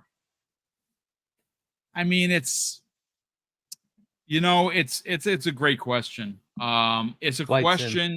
It's a question that I'm going to equate to. There is, and we can spend 2 hours talking about this, and we got to get on out of here. But there is an inherent bias for Xbox. As a matter of fact, Hargeet went into that a little bit on Primetime Gaming. It's just there. It's not because the games aren't good. It's because the Xbox first-party games are judged on a different scale. I don't care what team you play for, what's your favorite box. That is ultimately the truth. The same rules that apply for Nintendo and PlayStation games that are reviewed by all of these different outlets. Well, I'm sorry to say it's very evident. It's not a conspiracy, conspiracy thought of, but it is a fact that Xbox games are judged different. They just really are. When you look at some of the write-ups and you mirror them from one game to another, this is acceptable for PlayStation and Nintendo because they're market leaders and because they're legendary and they make games and they make first-party bangers. And when it comes to Xbox, they're just not judged the same. I'm sorry, they're just not. But well, let's hope. I mean, at the end of the day, some of the games that are coming out in the next 6 to 8 months are really, really going to be good for Xbox. I can tell you who's not going to have games in the next 6 to 8 months. Well, that'd be PlayStation. As a matter of fact, we don't expect they have Astro. There is Astro, which of course to some is game of the year accordingly. Yeah, we'll see. But look, Flight Sim 2024 has a chance. It could be in the 90s. And that's a very popular game, and the game does look good. War Within, by the way, might also have a high chance. I'm just saying. It's possible. Yeah, absolutely. But listen, thank you again, ladies and gentlemen. Thank you to a big thank you to all of the continued support that has come in through super chats and channel membership. Mrs. Boom and I are incredibly grateful for the support. Crispy Bomb, let's sell your brand, brother. Where can people find you on social media, and what else you got going on, sir? At Chris Baum on Twitter, Chris Baum 28, Xbox Live. You can find me here, maybe on different shows. I don't know. Things are changing. Me and Boom are going to talk afterwards, but Indeed. Yeah, it's always this is where I feel like is one of the most important shows I've ever been on, and I want to be here. I'm not going to leave the DM or nothing like that, but things have changed in my life, so me and Boom are going to talk about that. But at the end of the day, just be receptive. Understand that people are not going to agree with you, and we got to be nice to each other. I mean, we really do. Indeed. We can't.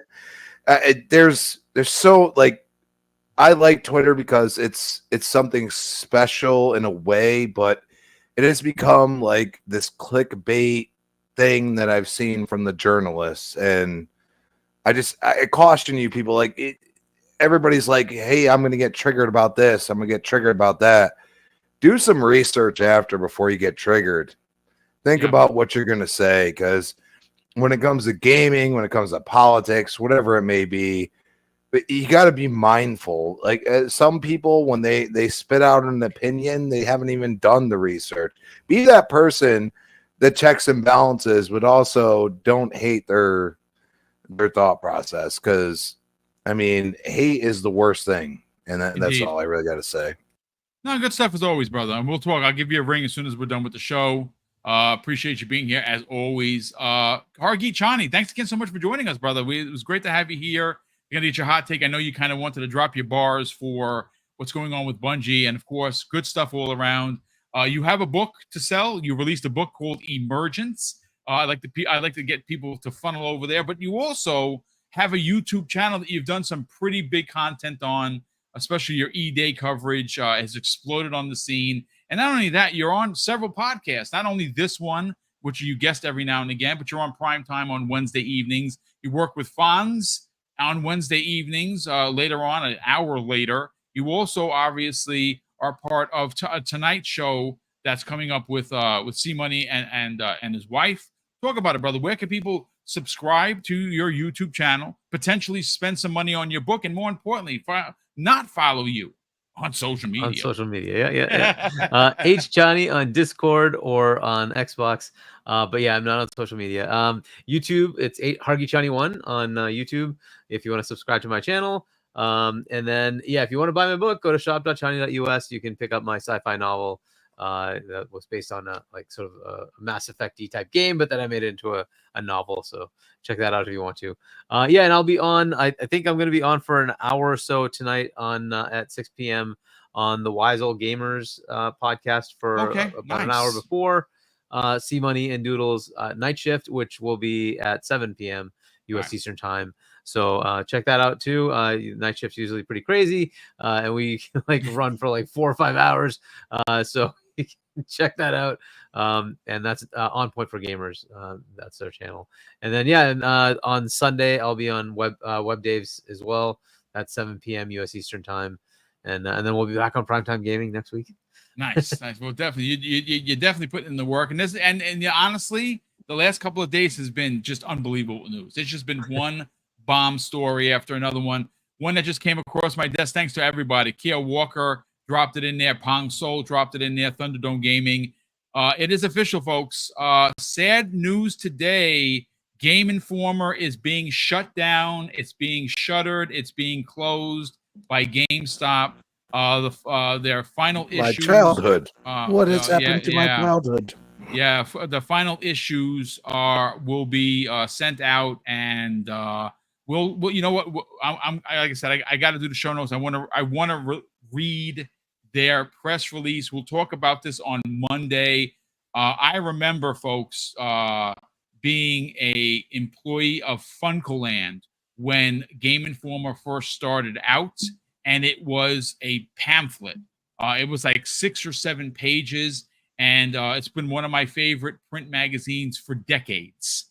And it's done. It's being closed. That is indeed a sad day for gaming magazines as well as actual print magazines that seem to go the way of the dodo. But Korkenstein, listen, brother, first of all, welcome back. Thank you so much for joining us. Sell your brand. You have a very unique podcast regarding Xbox and talking about food, and most times you actually incorporate the food that you're going to cook into gaming, which is freaking awesome. What else you got going on, and more importantly, where can people follow you on social media? You could follow me on Twitter or X, the Korkenstein. Yeah, I have Game Pass Gumbo. Like I said, a lot of stuff, like Crispy work has pretty much put a hiatus on everything for the next month, sadly. But we will be back stronger than ever. We're going to do Game Pass Gumbo. That usually happens either on Saturday or Sundays. We talk about games, and so if we talked about Assassin's Creed Shadow. My co-host Goldshell, he actually used to live in Japan for a little while. So he talked about Japanese food and how they make it and how it incorporates into the game. Nice. Things like that. So it's a really, really cool kind of podcast that we do. I'm also on Xbox Talks, which is a Reddit hosted, or was Reddit hosted. Now we have our own YouTube Nice. for the community at the our Xbox subreddit. And that's pretty much where you guys can find me out.